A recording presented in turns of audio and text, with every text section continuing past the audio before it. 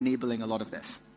But beyond AI, I want to introduce or even reintroduce some of you to another concept, which is the concept of models. Now, you've all encountered these in different forms. As a kid, when playing with simple toys and tools, or even in the context of large-scale simulation in areas like weather.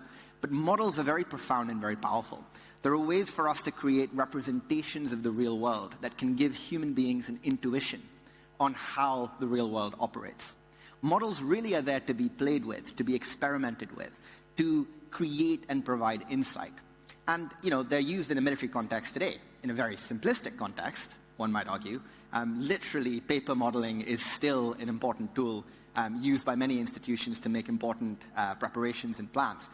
But we're now in a world where we can do so much more than that. We can augment that in profound ways. And that's because we're living in the age of distributed computation. So for those of you that don't know, distributed computation is the idea that we can make massive applications by bringing together thousands or hundreds of thousands of machines and huge amounts of computing power. And combining that with AI and modeling techniques means that we can start to recreate the real world. And we can start to create profound models of the world that have utility beyond that which we have previously seen. And this is already happening. In fact, billions of people are already engaging with technology like this. They're just having fun with it. They're just playing video games. And gaming and gaming technology and virtual world solution in the way that we look to represent the world, model the world, create interactive simulations that I think have profound implications for decision makers. And the reason for that is really because the technology is going well beyond what we've previously seen. These are just examples today of games powered by technology like ours that instead of running on a single machine, run on thousands of machines. That game there, Seed, involves literally millions of artificial intelligence NPCs working together in a persistent world. And all of this is a kind of Cambrian explosion of new opportunities that have only happened in the last 5 years.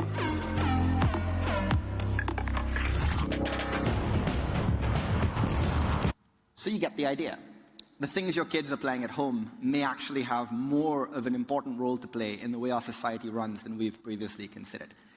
You put all of these things together, the technology behind gaming in virtual worlds, distributed computation, AI, modeling, wargaming, and you can start to build a picture of what a better framework for decision-making might look like.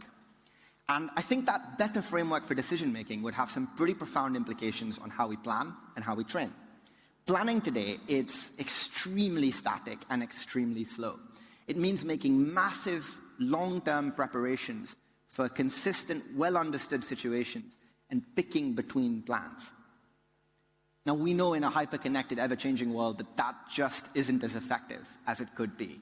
We need a much more adaptive way of planning. We need a much more a way for large institutions to improvise, to operate on their feet, to think with agility. And that can't happen in a world of static planning. Similarly, training. Training in defense institutions has always been, in many ways, a cost-saving measure when it's been done through virtual worlds. It's been a way of practicing rote behavior. But in a hyper-connected, ever-changing world with new challenges that need to be dealt with at the speed of geopolitical change, we need an environment where people can train at massive scale and where they can plan in a much more adaptive way. So really, putting all of that together, what I would prescribe as a key idea in how all of this can change things is to imagine a world where we can partake in perpetual connected rehearsal. Imagine if we could represent and recreate the world at realistic scale and have hundreds of thousands of individuals interacting within that world, planning, practicing, trying scenarios long before they are augmented or used in the real world. That would be a sea change in how we think, in how we make decisions. It would create experience of events that have not occurred. It would create the ability for us to play with our assumptions, to try things that we have not tried in the real world or could not try in the real world. And the technology to do all of this isn't miles away. It exists right now. It's here now. What's really required is to embrace the idea that a better way of operating could exist. So what we call the single synthetic environment is really the key basic principle behind putting all of this together. This is the idea of defense institutions taking together all of their siloed training and planning and running a single virtual simulation of an entire theater or an entire strategic context. And for the first time, institutions in the UK, the US, and now NATO are beginning to trial and practice this type of environment. And all of this is, I think, going to change the way we think about making choices. So my time is up, but I want to show one quick thing before we go. This is a simulation that hopefully will augment itself and start running, that looks at an entire theater and models population, traffic, infrastructure, telco networks, power grids, real-world training, all of these things coming together in a multi-domain simulation that is already producing very interesting conclusions about how we can make choices and how we can make decisions. So I think this is an inevitability. I think this is technology that is going to get embraced, and I think this is probably the future of how we can augment humans and make better choices in the way we operate. Thank you.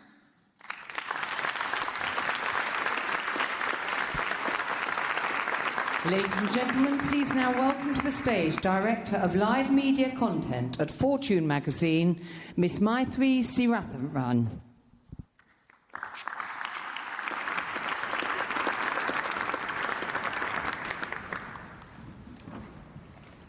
Well, that was a fabulous presentation. Thank you very much for that, Herman.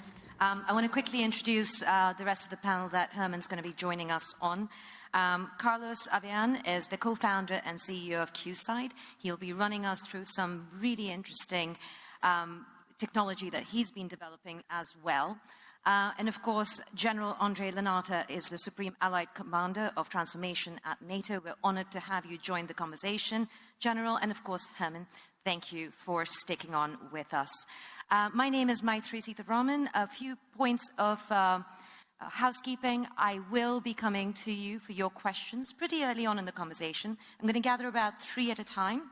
I would request you to keep the question quite short, introduce yourself and the organization that you work with, and that way we can get many, many more points of view across the room. Right, so as we get started, and we've had a chance to listen to Herman's spotlight. General, I'm going to come to you to bring up a few points that Herman did.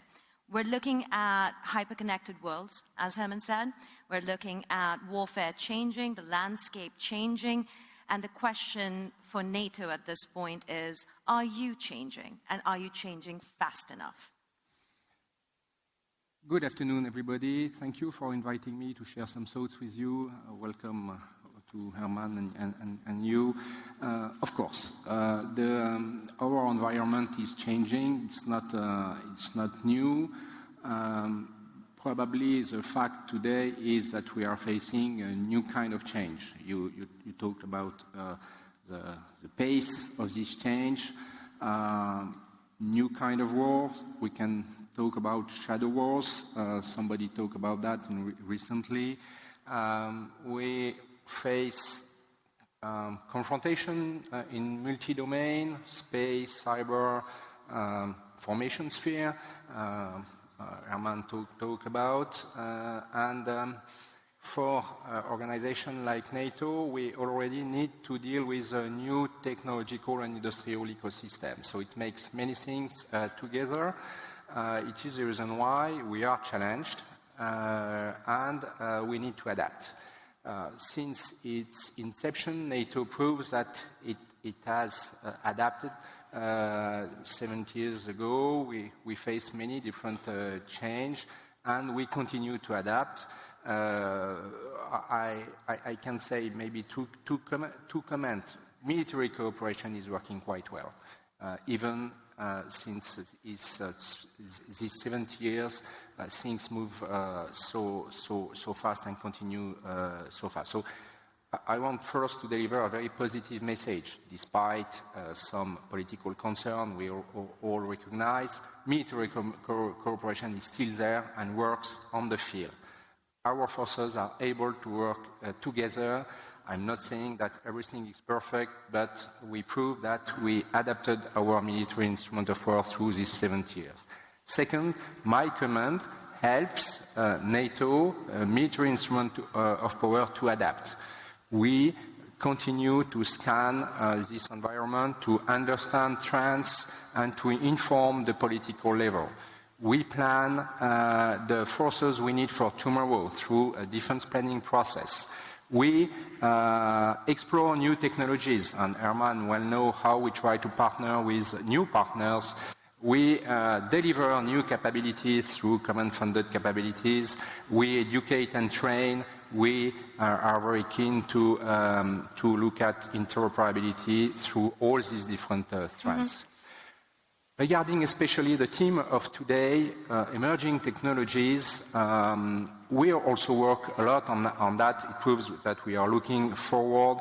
Tomorrow, I hope, I'm confident that the leaders will approve the emerging and disruptive technology roadmap. We work a lot on it. And ACT was at the beginning of the story, pushing some elements in order to inform the political level. And I think we'll come back to that because tomorrow is going to be quite interesting, and the next couple of days will be interesting to listen to. But when you're working with the startups and the environment that you're working in, data becomes a big issue, and data has always been a big issue, and sharing it amongst NATO members is another big issue, let alone the world, where I want to come back to you, Carlos, and talk about some of the technology that you're developing. You don't currently work with NATO. Perhaps this is your opportunity to pitch it. He was 35 under 35 with MIT. So there you go. It's a good opportunity. Tell us a little bit more about protecting the data, because that's where the arguments really begin. Do we share the data? What happens to the data when it's out there? It's not just the NATO and the political circles that are grappling with that problem. You've got technology companies grappling with that problem. So tell us a little bit about QSight and your tech. So something that, that we've been seeing with artificial intelligence and this type of new technologies like quantum computation also is something that is opening a whole new range of possibilities for developing and deploying and augmenting our capacity for doing things. But at the same time, we have to be also conscious that these two technologies in particular can pose a threat to the way that we exchange data online, right? And for a society that we're increasingly connecting everything that we can on the internet, our critical infrastructures, our vehicles, our private communication. So we need to balance and, not only develop the technologies, but also making sure that we can protect the way that we exchange data online. Because in this hyper-connected sphere, if we can no longer share data in a secure way, then we might get into trouble. So this is like the downside of these developments. But the good news is that these two technologies at the same time can be used to help us improve the security of our data. There is a lot of efforts on deploying what is called quantum-safe cybersecurity solutions. This is something that is happening, that standardizations are moving along, that organizations are starting to try, and that is evolving very fast. So you need to be very quick on adapting, on deploying new things, on testing them, but at the same time, because of the criticality of the matter, we need to also make sure that's compatible with what we've been doing so far and being able to complement to the point in which we can get to communication networks that are future-proven, so that we do not have to worry that our private information, our secrets, our confidential or classified information at some point in the future might be unencrypted, so basically that become on the public domain. So this picks up an interesting point that I want to kind of wrap this initial roundup with you, Herman, is there is so much technology that's being developed in the private sector, in the startup space, but there's also hesitation at some level amongst many startups of working with the defense industry or with military or with government. How do you make that thinking change? And what does NATO, for example, need to do to appeal to Carlos, as they did to you? I think NATO has a unique ability to solve this problem, because NATO is a consensus-building organization, and it has, I think personally, a pretty good brand. In the startup world, in the engineering community, there can be a lot of cynicism towards intelligence organizations, defense institutions in your home country, etc. I think NATO has a fairly positive initial read. I would say, at least from my own internal conversations and beyond, mostly because people are less familiar with it. It feels like a more kind of multinational, more consensus-building organization to people. I also think NATO has a power to make commercially the ability to work with defense institutions considerably easier. Because one of the challenges you have when trying to work as a startup is you have maybe one customer, two customers in your home country that are in that space. NATO can open that up to lots of other customers and create standardization. One thing I would add, though, is I think it's a mistake to imagine that we can carry on with the idea of defense institutions and governments simply being customers for technology, the way that they have been for large hardware and platforms. That's just not how this type of technology works. They have to be co-developers, participants. They have to be involved in the process of making this. And I think what we've found in our interactions is that that willingness exists, but it needs to be supercharged with cultural change and with a real ability and comfort in taking risks. Maybe two comments, one on NATO roles and responsibility, and then the other one on the best way to partner with new high-tech companies. First, on NATO roles. Everybody should understand that NATO do not own the whole capabilities that NATO is able to provide on the field. 95% of these capabilities are coming from the nations. So NATO role is here to coordinate this endeavor with 29 nations in order to bring all these capabilities into the same direction, bringing interoperability, bringing the same priorities, and so on. But regarding innovation, nations are able to provide their own solutions and partner at their level. So at the NATO level, we try to understand, give the strategic direction, organize interoperability, organize procedures, concept and doctrine, and so on. Bring everybody together. Regarding now the best way to partner with these new companies, as I said a few minutes ago, my opinion is that we face something which is different than the way we are used to develop and provide our capabilities. Before, we were used to direct innovation. And this innovation was mainly coming from the traditional defense industrial system. Today, this, especially in the digital world, this innovation is driven by the market and by small companies, much more agile than the traditional defense structure. And it is the reason why we need to adapt to understand these new ecosystems. They are not waiting for us. They don't need us. The market is driving them. And in order to find the best way to partner with them, to bring them and to go to their way of work in terms of more bottom-up approach, more user-centric approaches, and it is the reason why we partner with society like... Could you explain the user-centric approach a little bit more and the bottom-up versus top-down? I will explain that to you very, very easy. If you ask to a soldier, what do you need regarding artificial intelligence, he will not be able to say anything. On the previous world, we were used to ask to the users, what do you need? And they write a requirement, and we forward this requirement to the industry, and a few years after, too much years in my opinion, but a few years after, we had the right product. Today, it doesn't work like that. We do not bring requirement on the table, we need to bring issues, operational problem on the table, and work together with solution provider in order to fix that problem. That's more bottom-up, that's only bottom-up, and it's a question of partnership between operational users and solution providers. And after that, we bring that to the field, we experiment and we implement, we fix, we adjust, we adapt, and we implement into our capabilities. I think that brings up a question that I know it would probably be on a lot of people's minds. A few things that you all touched on cannot negate from the fact that there is a debate ongoing whether the strategic alliance as declared by President Putin between China and Russia puts them ahead of the curve when it comes to AI, hypersonics, in terms of the data that they are able to sit on, utilize. The Chinese are currently, by many, many reports, also attempting to set international regulations on these. Does that concern you as private sector folk who have to develop based on data that's out there and the validity of that data?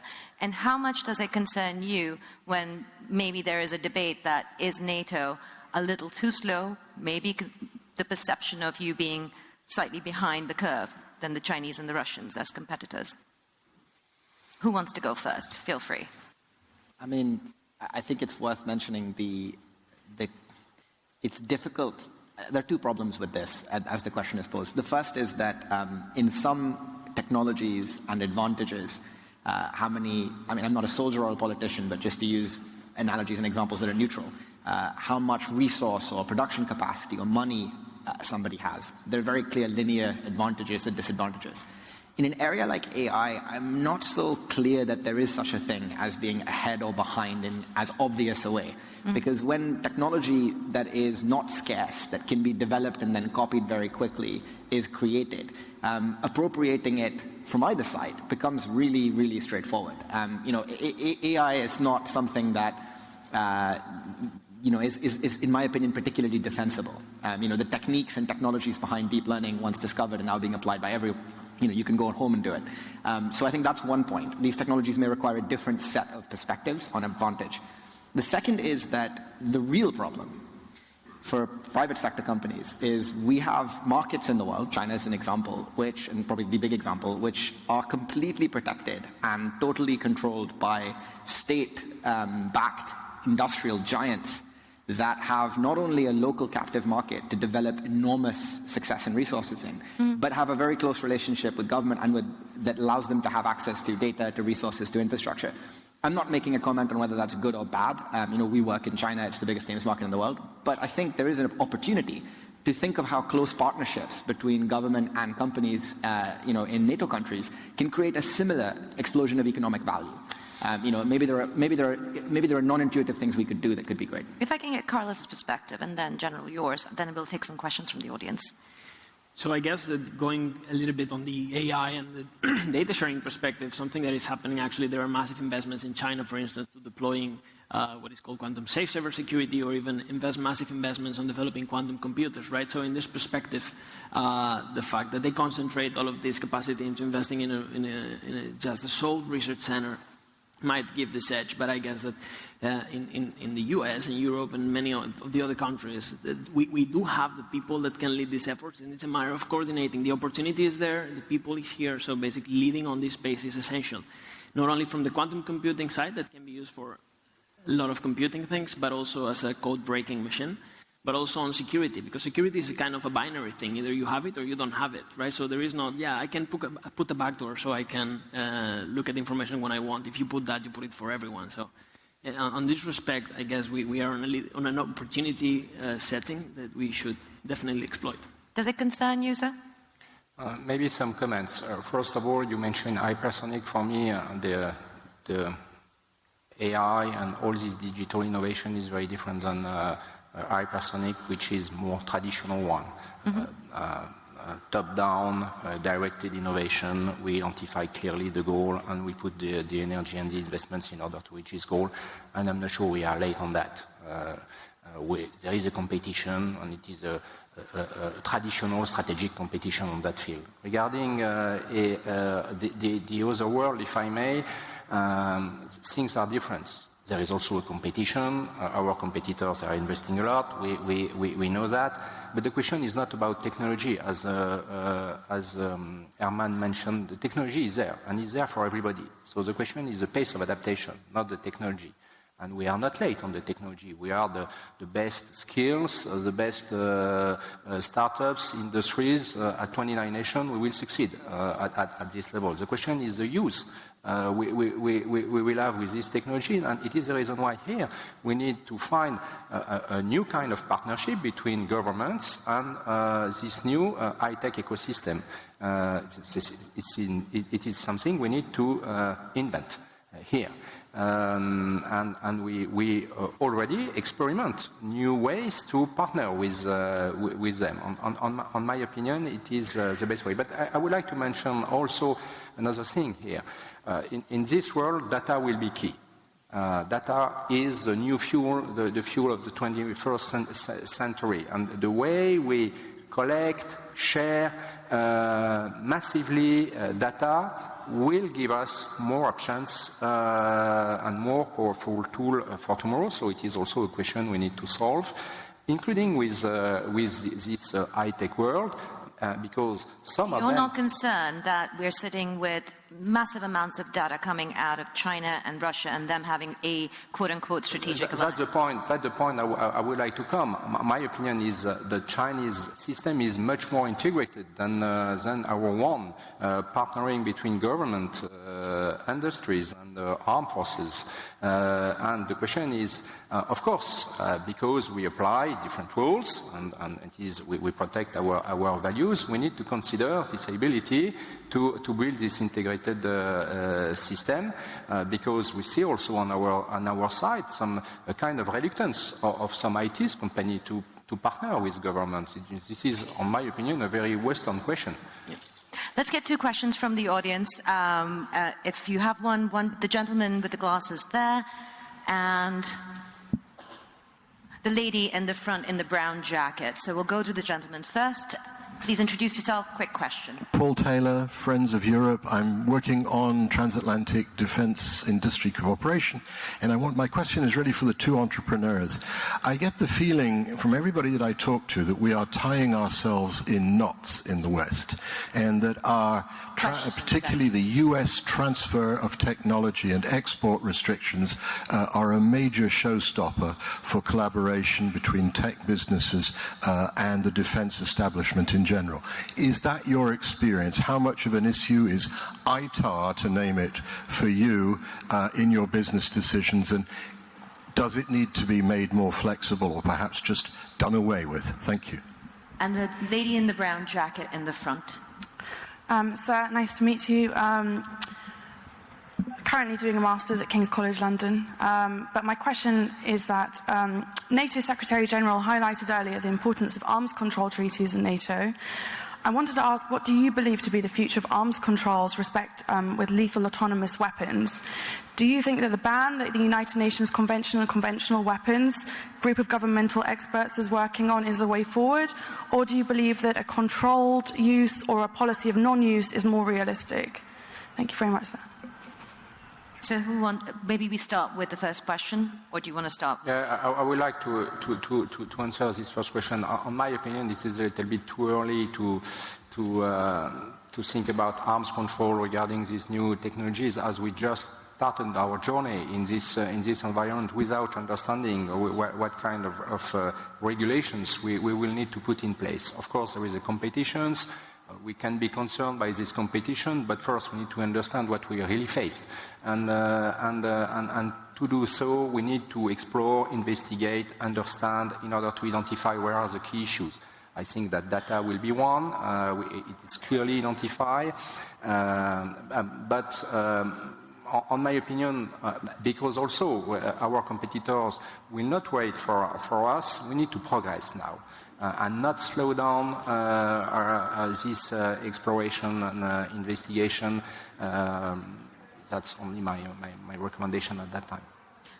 Do you want to take that one? One more point I'll add just more broadly, Yeah. which is I think it's a natural human reaction that technologists and politicians and military people alike all need to accept that everything we're talking about is very scary.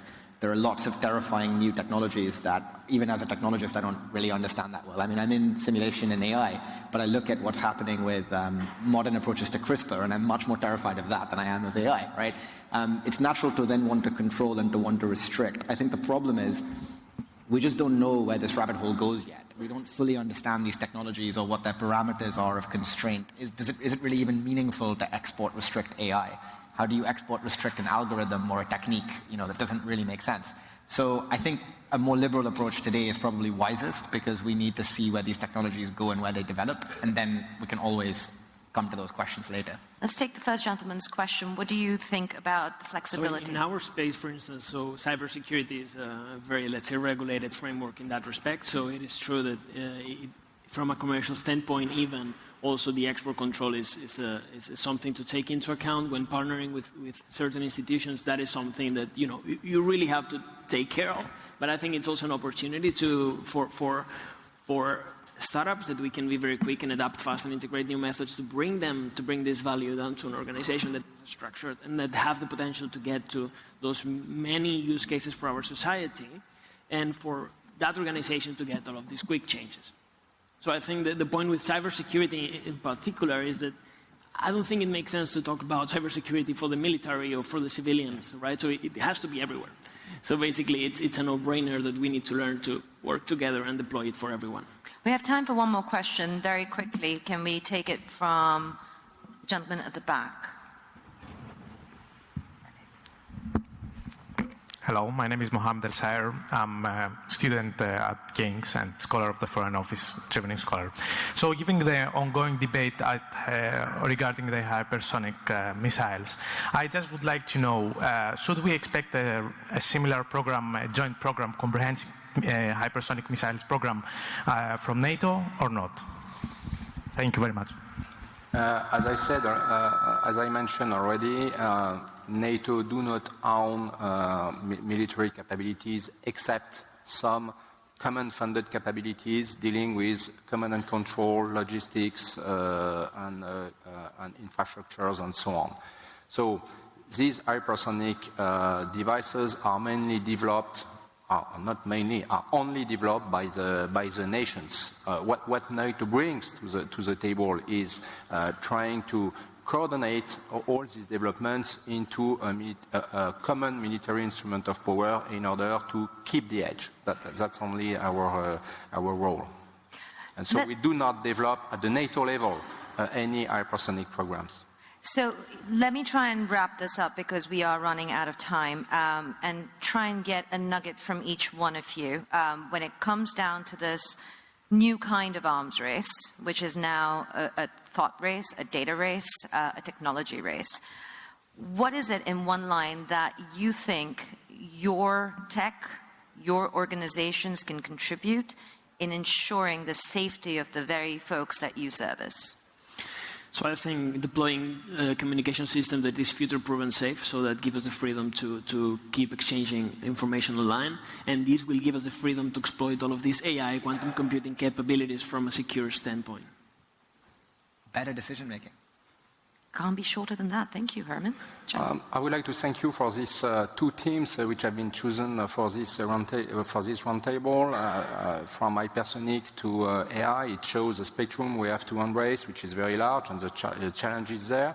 But I'm very confident on the success for us, because we own at 29 nations the best technological and industrial base, the best skills, the largest investments capabilities, so we will succeed. It is a question of data. Data will be key, data sharing, data policy. It is a question of adaptation and speed of adaptation. And Carlos has your card, General. Thank you so very much for that. Please say thank you to this wonderful panel. Herman, General, Renata, and Carlos, thank you.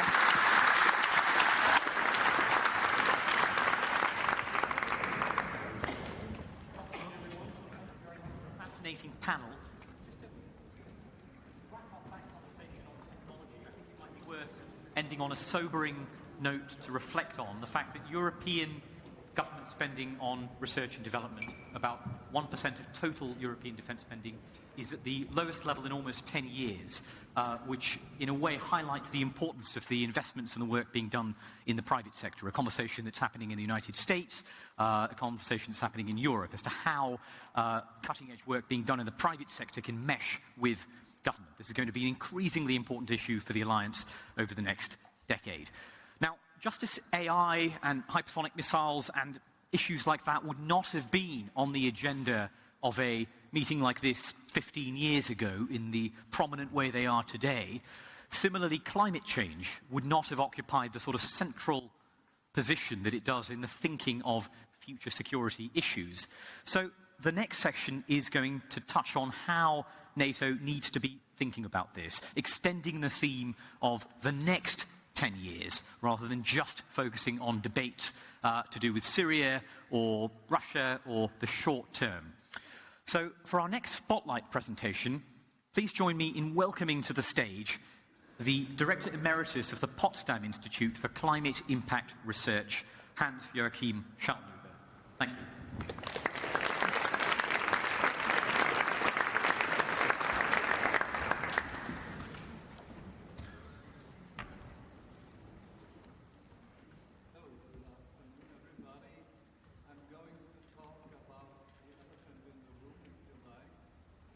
I'm not going to talk about 2%, but 2 degrees, actually. There is in parallel now the conference in Madrid on global warming. So NATO has been around for 70 years now in order to keep the world safe. But we have to ask, what type of world will it be in 30, 40, 50 years from now? And when you think about global warming, resource depletion, pollution of the oceans, the air, then this is quite a challenge, actually. I'll refer to that slide behind me a little bit later. But since this is an interactive forum, let me ask you 2 questions. Who here in the audience thinks, and raise your arms, that you are better off today than your grandparents were? Raise your hand. Okay, that's a big showing. And who thinks that your grandchildren will be better off than you today? Very few, actually. And this is telling you a big story, actually, because somehow we think we are the golden generation or the golden generations who actually live at the peak of human civilization. But human civilization is really at threat because of global warming. So behind me there is this slide. We published a paper last week, actually. It's a coincidence, in Nature, the leading science journal, on the so-called climate emergency. And if you think global warming is something which is coming in an incremental way, smoothly we can adapt to it over hundreds of years. What you see behind me is a cartoon. These are the vital organs of the planet, if you like. If global warming keeps on going 1 degree, 2 degrees, 4 degrees, when some of these vital parts of the Earth system, we call them tipping elements or tipping points, will be pushed into a new mode of operation. Greenland ice sheet may melt down, 7 meters sea level rise.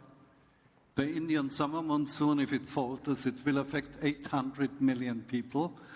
And the Gulf Stream, if it is shut down, and that happened many times in the history of this planet, it will change the climate of Europe.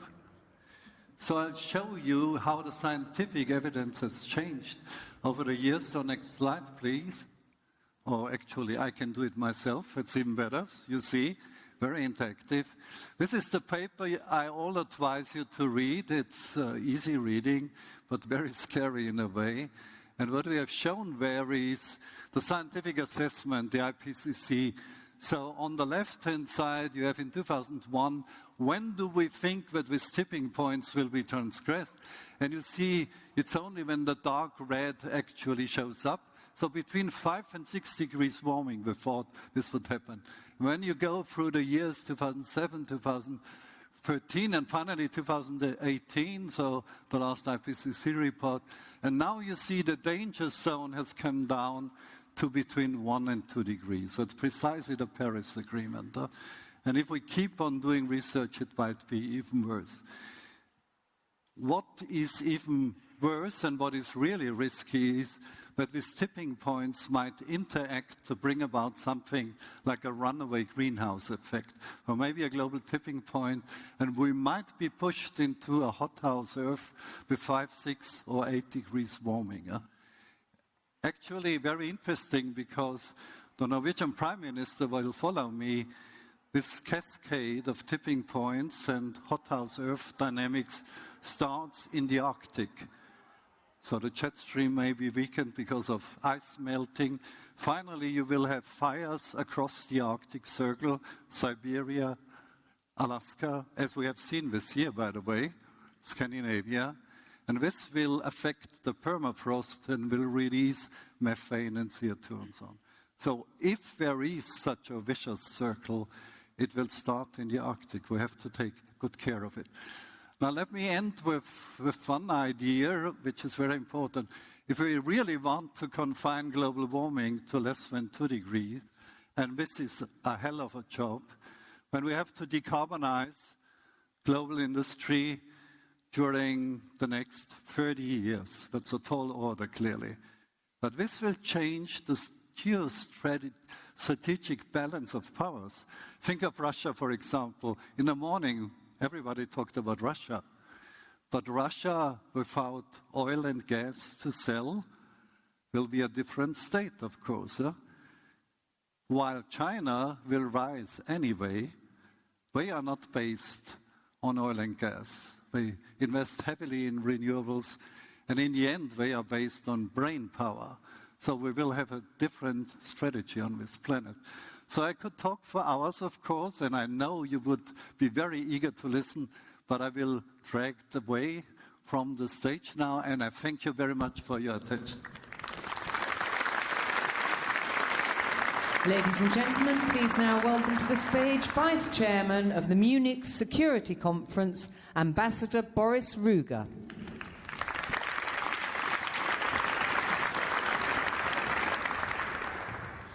Good afternoon. The Munich Security Conference is very proud to be part of NATO Engages. We've worked very hard with our partners, the names of which you can see behind me, to make this event happen. We're delighted to have you here, great speakers and a great audience. Professor Schellenhuber just gave us a sobering presentation, not unlike the one he gave at the Munich Security Conference 10 months ago. And we at the Munich Security Conference believe very strongly that climate change must be addressed as a security issue. And that is why we're pleased to have it on the agenda today. And we're very fortunate to have with us Prime Minister Erna Solberg of Norway. And I would like all of you to welcome the Prime Minister.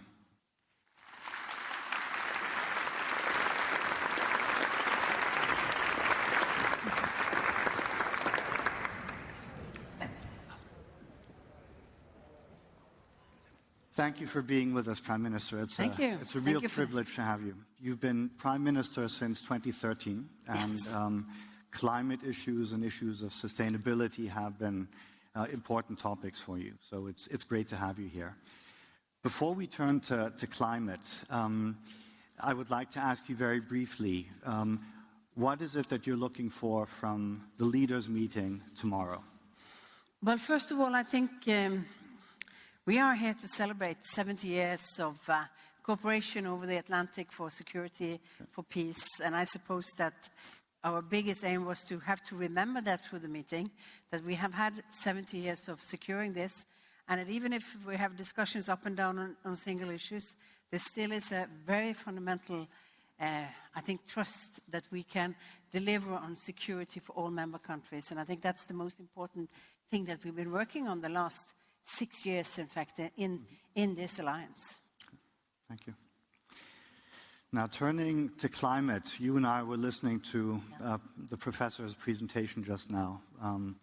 And as somebody who has thought about these issues and engaged on them in many different fora, I'd like to ask you for your reaction to what the professor had to tell us.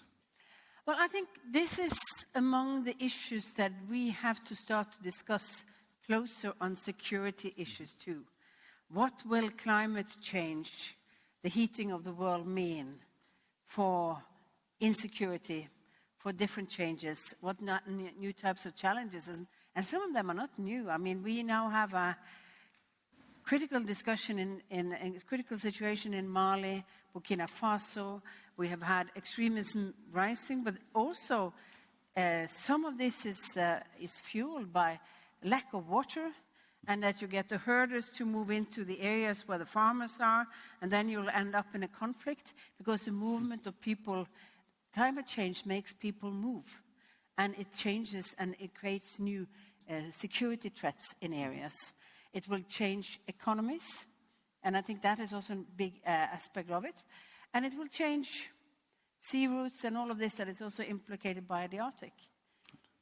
Just before this weekend, there was a news story in Norway saying that the temperature is on average since 1961, that's the year I was born, so through my lifetime, has increased by 0.9 degrees. In Oslo, it has increased by 2 degrees. In the Arctic, by 5.6 degrees. It's twice as fast than the mainland and even more faster than the average, the changes that we're seeing. And that will change the structures.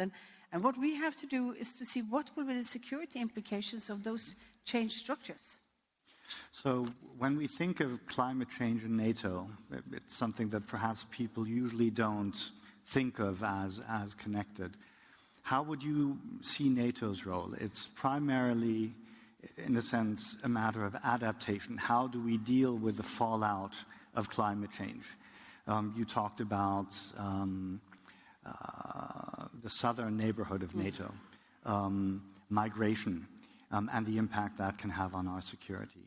You also mentioned the Arctic, and perhaps we can explore that a little more. But is NATO's role to deal with the fallout? I think NATO's role is to make sure that they analyze the root causes for changes in security in different areas. I mentioned Mali, Iraq is also a very difficult issue when it comes to water supply. The whole Middle East has a water problem for the future, and it will lead to more conflicts in these areas. And that's understanding what happens means that you learn more about security. I don't think we will solve this by our defense part of NATO. But on the political part, it might also give rise to a little bit more of discussion on how important is it to stop the change, because that's what we really have to do, is to stop the climate change, is to make sure that we invest now instead of having to really invest a lot in the future to work on the damages. It's much less costly to prevent climate change than it will be to adapt to it, and on all levels of our society. So I think it's for the political side more than for the military side of it. But of course, it has to be part of the analysis that you see where the new threats are and what will happen because of that. My sense, and I could be wrong, is that one thing that NATO can bring to this is precisely the analytical side, the assessment side. I think at the beginning of this year, the US Department of Defense issued a study on the impact of climate change on US military installations and the operational impact that has. So my sense is that if military people write these things up with the credibility they have and say there's real-life consequences of this, it's not just an environmental issue. It's not just something that tree huggers care about. We as military people see an impact. It undermines our security. Do you think that political leaders, heads of state and government, ministers will take note if that analysis comes out of the NATO system? Yes, and understanding that insecurity is the worst thing for security. I mean, when things change too much, it's difficult to plan. It's difficult to know how to deal with it. It's you have to rethink a lot of the strategies that you have. And climate change is the big insecurity creator these days, because it will and when you have more people, I mean, in Africa, migration is the big issue for Europe. Underlying this, climate change will lead to more migration. It will lead to more conflicts. It will lead to less sustainable development in all of the African continent, even though, on the soft power side, the European Union is trying to work together with other countries to create more development in these countries to stop the migration waves. So I think understanding this and see how that fuels extremism.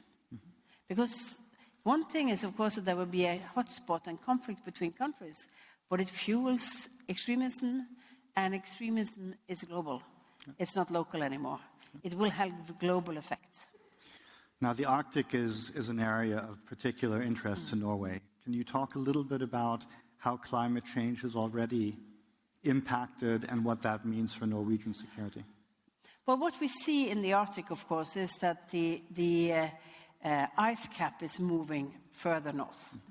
It means that you will have the sea routes opened in the north that will be open because it's ice-free, but not open security-wise. I mean, if you're going from Europe to China by the North Passage, I mean, you go by Russia all the way, and it still is costly.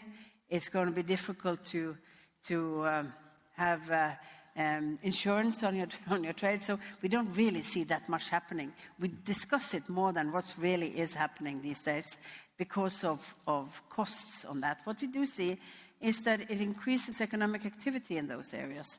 It increases fisheries, tourism. So we don't really look upon the challenges in the Arctic at these days as new security issues. The new things are in fact safety issues. It's about rescue, it's about safety, it's about making sure that you can search and rescue people who are there. I mean, a big cruise ship having problems in the Arctic area is going to be a very challenging thing. So we have to think through all of these things. But the Arctic has always been an area for Russian operations. They have been testing their military equipment there all the time. It's not a new thing, the military activity. The new thing is that the civil activity is increasing in these areas and leads to those of us who are countries who have responsibility in those areas, who have economic zones. We have to plan more for what we are doing and probably have to regulate more what we are doing in these areas. Earlier in the day, we had Secretary General Stoltenberg here, fellow Norwegian, and he spoke about the Arctic as well, and he said China was also active in the Arctic. And perhaps we can turn to China for just 1 second, because it appears that China will be part of the discussion among leaders tomorrow. And China is seen as the great power competitor, the rising power, extending its influence beyond Asia in a number of ways.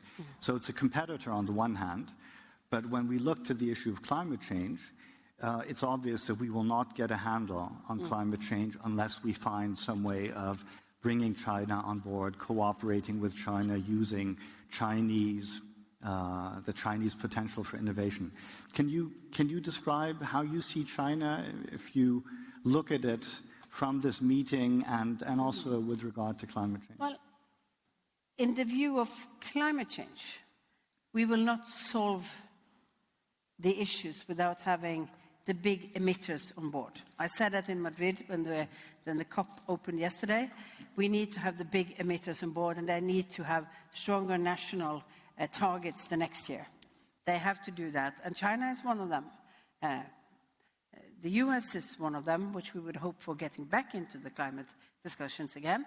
But all of the big emitters have to participate in that, because they're still opening new coal mines to fuel the energy need of China. So we can do a lot in other countries, but if not China is not on board, it will be difficult. And I believe that the Chinese are thinking seriously about this. One of the reasons is, of course, because of the congestions in their and the air pollution in their own cities. It's harming the health of Chinese people. So there's a mixture of reasons, but I think they're on board with this. When it comes to the economic activity of China, of course, they are innovative. They are, all our businesses are working closely with them on different issues. It's a big market, but it's also a big technology developer these days. And I think there is a need to drag China into this international organization, to the multilateral organization, and work together with them, both on climate change, but also on all of the other issues that leads to lowering tensions in the world. When it comes to the Arctic, I think what we mainly see now from our side is that the Chinese, in their research work, on research and polar research, is very interested in the Arctic.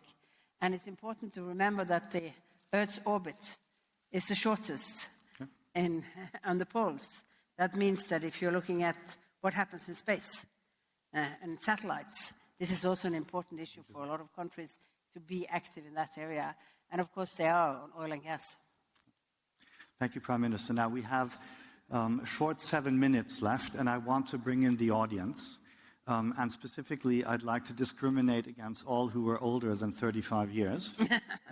So if we can have some under 35 sticking up their hands with questions. And do we have a mic somewhere? I'm looking. So we have one question right here. And I'd like to take 2 or 3 questions in a row. I have 2 for 7. No, that's right. Please. Hello, my name is Richard Griese. I'm from the University of Munich.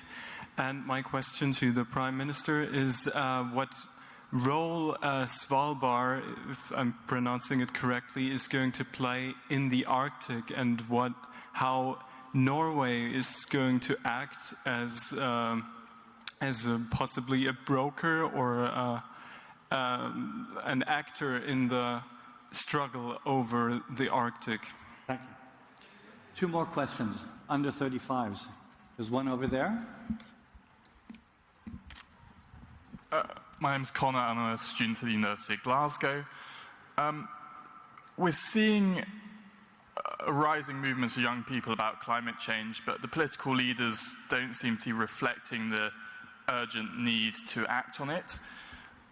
Do we need to see our political leaders take action and kind of bring some uncomfortable truths and uncomfortable laws to society to make us change? Because at the moment, we don't seem to be doing it by choice and through our actions. So that's my question. And we have Hello, my name is Ekaterina, and I'm part of the Atlantic Club of Bulgaria, our youth organization. So our organization, and the seniors and the younger ones, have been working on the Bulgarian presence on the Antarctic. And we will be happy to also cooperate with Norway on that issue. But for that reason, we will be happy also Norway to open its embassy in Sofia and not to be regional. Will there be an embassy in Sofia, is your question? Okay. Then I'd like one more question. There's another young lady here. Pass on the mic. And if you could keep the questions to the point, please. Okay. Hello, I'm Sofia. I'm from Yato, Portugal. Being that Norway is a role model regarding a total defense system, how can you apply some measures to tackle or to respond to climate change challenges? Thank you. Thank you. Prime Minister. First of all, let me start by the Arctic. There is no battle over the Arctic. The Arctic is a well-regulated area. It's regulated by the law of the sea.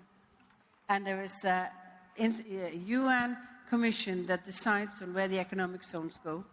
So those who believe that this is a wilderness place where there's no law that applies, there are laws and there are caretakers, and 9 countries are the main caretakers in the Arctic Council.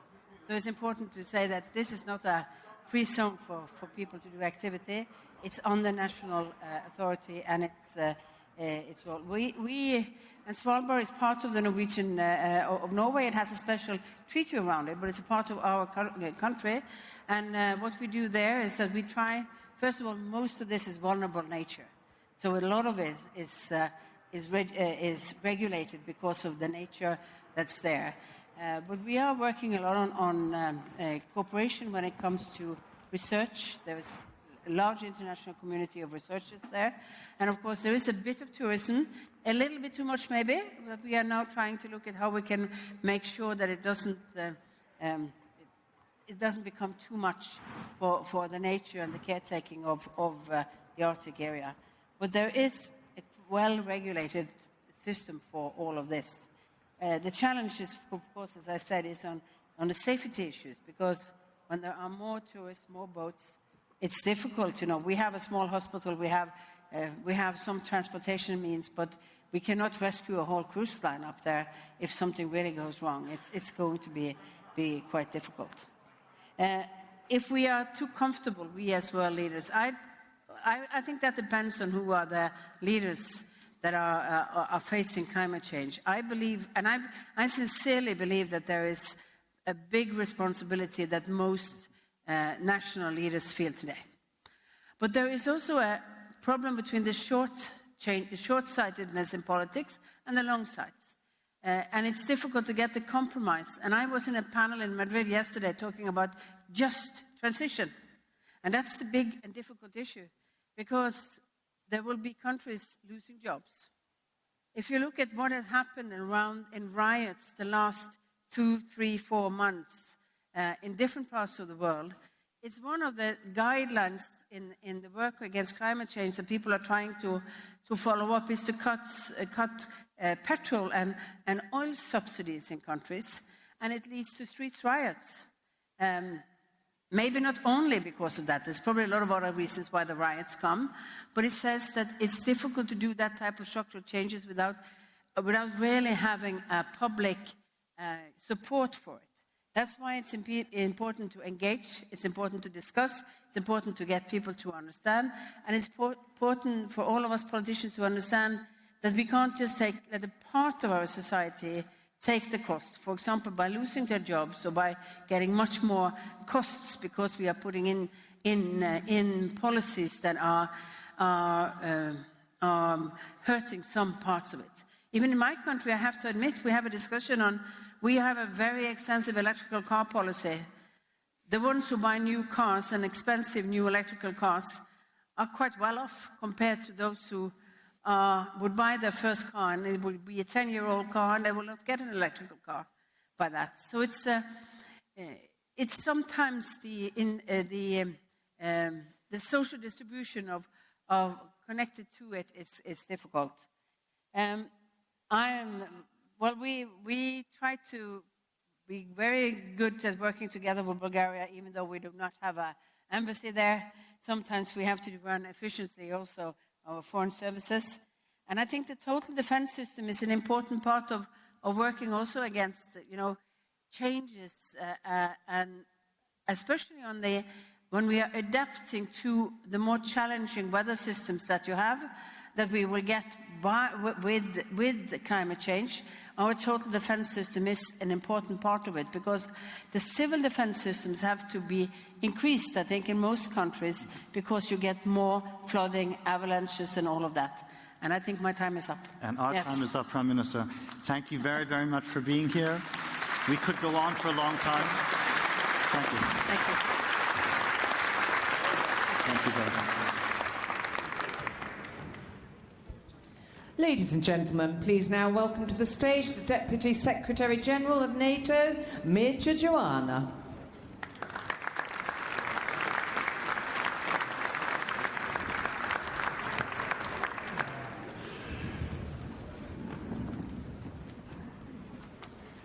I'm coming from the stairs, and I was wondering if we are performing today a Romania's Got Talent show.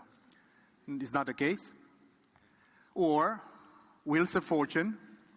This gets closer a little bit. The Apprentice? I'm coming from Romania. And I was lucky enough to be the first Deputy Secretary General of NATO representing a new ally. A region, my country, millions and millions and millions and millions of Europeans who have been separated from our natural family by communism. Who would have imagined that 30 years our region will be a fully fledged part of the Western world? Members of NATO, members of the EU. Sometimes I think I'm living a dream. As a young Romanian, trying to apply every summer for a visa to get out and see the West. You know what I've got every summer? A postcard in an indistinguishable color. I think it also had a bad smell. A postcard from the Securitate saying, your visa request has been approved. It was printed negatively. Year after year after year. Not allowing young Romanians, Bulgarians, Poles, Baltic countries, Czechs, Slovaks, and so many others to do things that for our Western friends and colleagues and allies now seems to be the normal thing to do. It was not a done deal that NATO would enlarge. No, no, no. There was a big hesitation. And I have to thank, as a Romanian, to incredibly important leaders like Václav Havel or Lech Walesa, because they also made the moral, not only the strategic argument for why should we reunify Europe? Why should we give back to the generations of Europeans who have been denied the blessing of freedom, the divine right to choose your leaders? It was the right thing to do. NATO enlarged 20 years ago with the first countries, 15 years ago, Solomon Passy, this guy with the red sneakers here. We were crying together in the old headquarters of NATO as foreign ministers of Bulgaria and Romania. He gave us a Trabant as a gift. If you visit the headquarters, you'll see a nice Trabant, NATO 04, that's Solomon. When our countries, together with other 7 nations, were welcomed as new members. I even have my signature on the European failed constitution. I'm just saying that what we are bringing to this alliance of ours, to this Western institution of ours, is a sense of intense urgency for us to continue to stay relevant, to stay true to our values, not to be deterred by the world which is changing so rapidly. A Romanian as a Deputy Secretary General of NATO. That's a good one. I remember also having an intense provincial complex. After receiving the beautiful, bad-smelling cards from the Securitate that I was not allowed to travel, my first big experience in the West was going to the ENA, École Nationale d'Administration, mon général, a great school. I remember I was scared to death because I thought that I would not be up to the job. But yes, I was, and yes, we are, and yes, we will be. So when someone comes to us and tells us, choose between Europe and America, I'll say we cannot do that. Because Europe and North America were the 2 sides of the same coin. Don't make us choose because we always choose security.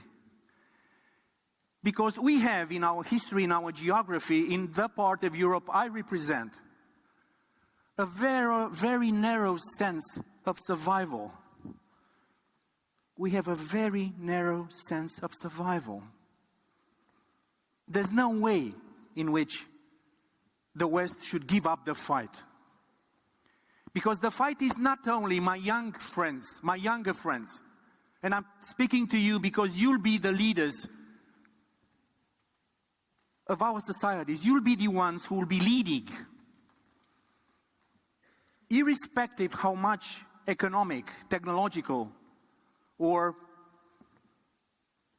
vagaries of history will be on your shoulders as future leaders of the world. Remember, there is one thing that makes the difference, is the values we share. Never doubt of our values.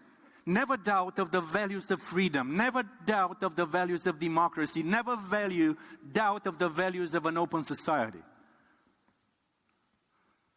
But your fight, if my fight as a generation is to reunite Europe, or as the fight of the founding fathers of the Alliance was basically not to repeat the devastating wars that destroyed Europe and the world in the 20th century. And I think what Article 5 says was what Thomas Jefferson said at the inception of the American experiment. If we'll have that quote, I will quote it. If not, I still have a provincial complex. But look at there. That was Thomas Jefferson saying, I have but one system of ethics for men and for nations. There's not a different set of ethics for men and women and for nations. This is the difference between democracies and authoritarian regimes. To be grateful, to be faithful to all engagements and under all circumstances. This is Article 5, my friends. To be faithful to our engagements no matter what. And there is something that I will beg you to do. When you will be in positions like these, continue to innovate. Democracy and freedom are not things that will not survive if you don't invest and innovate. NATO is innovating. European Union is innovating. You should continue to innovate.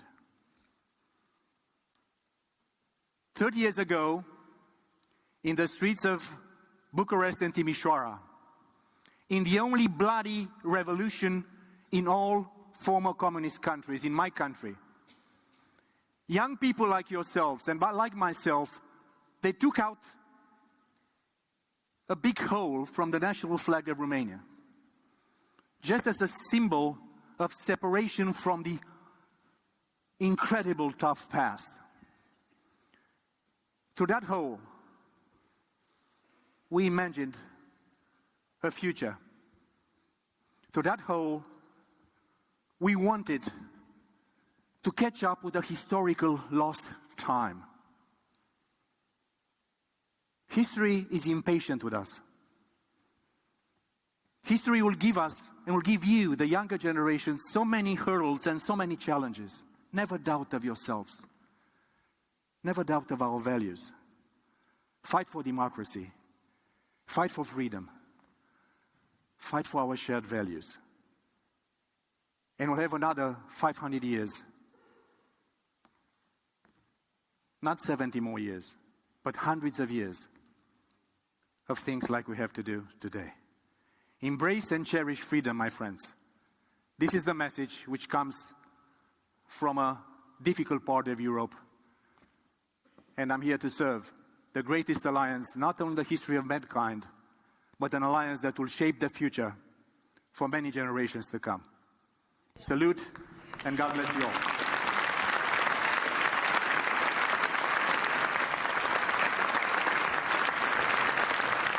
Ladies and gentlemen, now please welcome to the stage Honorary Chairman of GLOBSEC, Ambassador Ratislav Kalcha.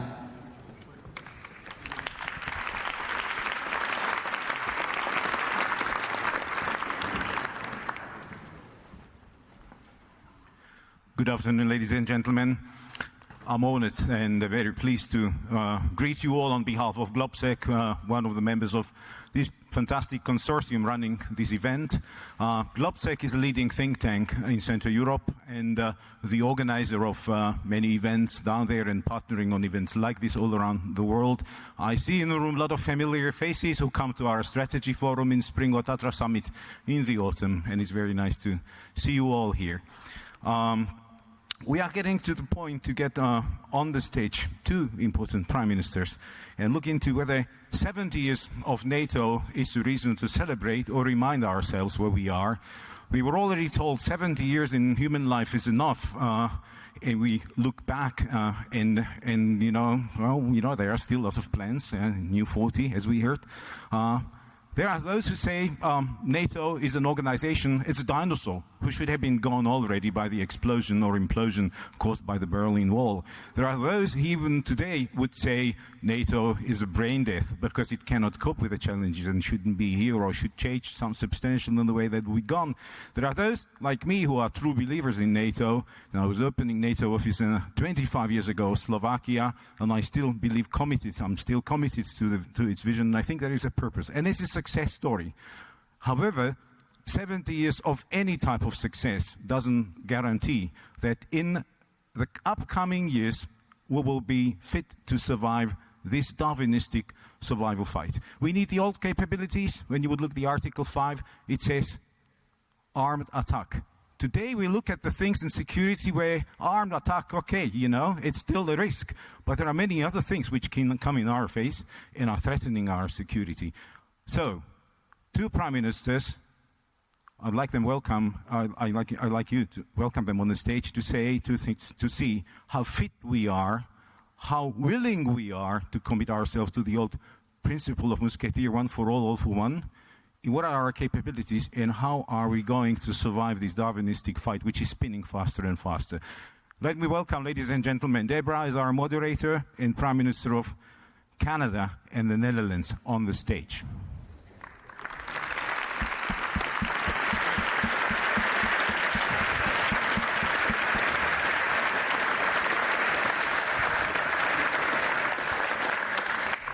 Thank you very much. So, really warm welcome to Prime Minister Trudeau and Prime Minister Rutte. I'm going to ask a couple of questions. Timing is quite tight. And then I'll open it up to the audience for questions. We're looking hopefully for younger members of the audience, under 35, to ask some questions if that's possible. So, gentlemen, you're here to mark the Alliance's 70th anniversary. How do you see the future for NATO? Does it even have a future? Will it be here in 70 years' time? I'm convinced it will be there in 70 years' time. It is the strongest, most powerful defense organization in world history. It's crucial for the safety of Europe, but it's also crucial for the safety of Canada and the US. Because it is very important that this part of the world stays stable, but also that Canada and the US know that they have partners here on the European side anchored in that relationship, be it on the defense side, but of course also broader on the other political issues. So I'm absolutely convinced this is there to stay. NATO is there to stay. But I think we recognize that, of course, the world has changed over 70 years. And it hasn't just suddenly changed now after 69 years of being the same. It has always evolved and has always seen new challenges come up and new configurations come forward. And we've adjusted and adapted and stayed true to the original values that brought us together. I mean, Canada shares a history with the Netherlands in the liberation after World War II that brought us together and has us looking at the world in a very similar way. And throughout the NATO alliance, yes, you have different people coming from different places, but the way we look at the very real security challenges we're facing now and the way we know we can overcome them means that I think the future for this alliance is bright.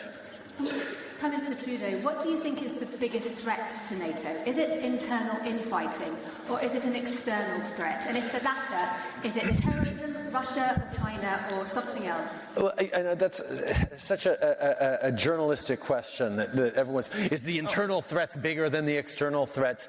You know, NATO has survived for 70 years because we've always had frank, real conversations. There have been disagreements that we've worked through. There have been differences in perspective, differences in priorities that have ended up with a more resilient, more flexible, more agile organization that has adapted to the times we've had. Now, yes, you've listed a number of the threats that are out there. We're in transforming global circumstances right now where poles of power are shifting, where citizens are really anxious about their own futures, about what the world's going to look like for their kids.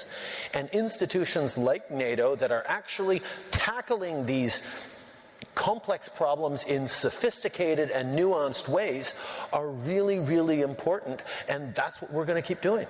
And Prime Minister Rutte, Donald Trump this morning has come out and said that President Macron was disrespectful when he described NATO as experiencing brain death. Is President Trump correct, or does President Macron have a point? That's an interesting question. You asked him.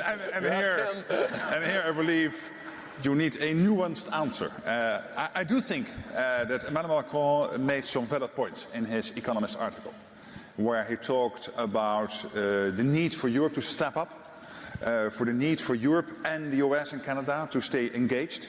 I remember all the discussions we both had with President Obama about his pivot to Asia, and I was always trying to convince him that he can be more successful in that pivot if he would work together with Europe. And then collectively we would have the pivot towards Asia and not just the American side. So there are a few issues which Emmanuel Macron rightly addressed. I was not in agreement with his assessment of brain debt. I thought that was taking this whole thing a step too far. So I didn't agree with that particular way of expressing it. But I do acknowledge that there are a few issues we have to discuss. This goes back to what Justin was just saying. This is an organization of fundamentally democratic countries. That means that we can differ. We can have differences of opinion. The worst thing we can do is not to discuss them, because that will be the end of NATO. The fact that we are able to sit together now for 2 days and hammer out these issues and then come to collective agreements is the best proof that this alliance will stay there for the next 70 years. And this is the big difference with some of the more autocratic systems in the rest of the world, and what makes us different from them. It makes us strong. Do you both therefore agree with the idea of this wise group, this group of wise experts that France and Germany separately have suggested to talk about the future purpose of NATO over the next 2 years? Oh, I don't think you survive 70 years as an alliance without regularly reflecting on what is the best way for us to help. Where are the strategic priorities? What is it that we need to do together to have the best impact, not just on our members, but on the world itself? I think it's great that we're going to be doing a reflection about how we can, respond and lead in complicated times. Then it's crucial, I completely agree, it is crucial that we agree beforehand that some of the fundamentals are not at stake. For example, this one for all and all for one idea, Article 5, that is still the cornerstone, and through this reflection will stay as the cornerstone of NATO. That is crucial. At the same time, we have so many issues to discuss. How to deal with Russia, pressure and dialogue. How to deal with China, which is presenting lots of challenges but also lots of opportunities. How to deal with the issue of space, so that next to air, sea, land and cyber we have this fifth dimension, and how to deal with that, how to deal with new technologies. So there are many issues which terrorism, so these all require a fundamental rethink without losing the cornerstones of NATO. They have to stay there. And a final question from me for both of you. Both your countries are falling way behind on the 2% target for defence spending. It's that late already, I have to go. When will you both, individually, when will your countries meet that target, bearing in mind that 2024 aim that people are going towards? And also, can you just explain to people, how do you look Donald Trump in the face, given what he's been saying and how much he's been berating allies for not meeting that minimum threshold? When my government first got elected in 2015, we took a hard look at how Canada can best help in the world.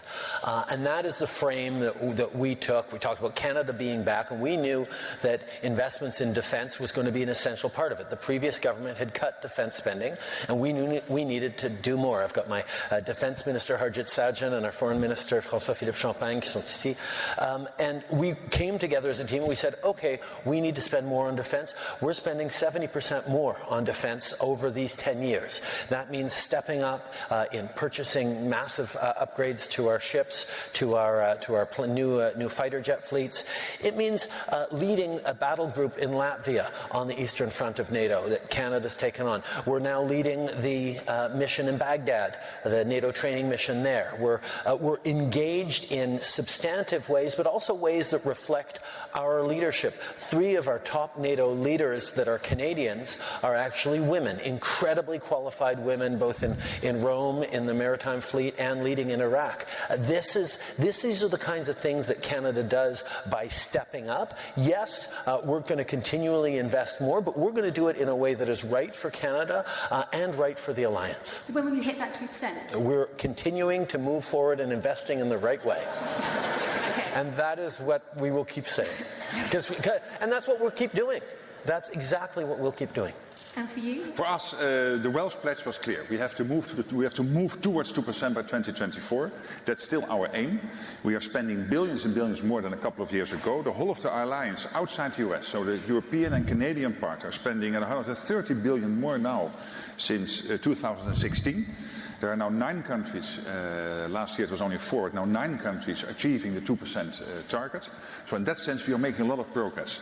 And we will continue investing more over the next years. And there will be elections in 2021 and then a new government, and that will mean, again, I'm absolutely convinced if my party is part of that new government, investing extra money to move towards that target we Yeah, we pledged ourselves in Wales. Do you think you've done enough to satisfy Trump, given his threats to walk away?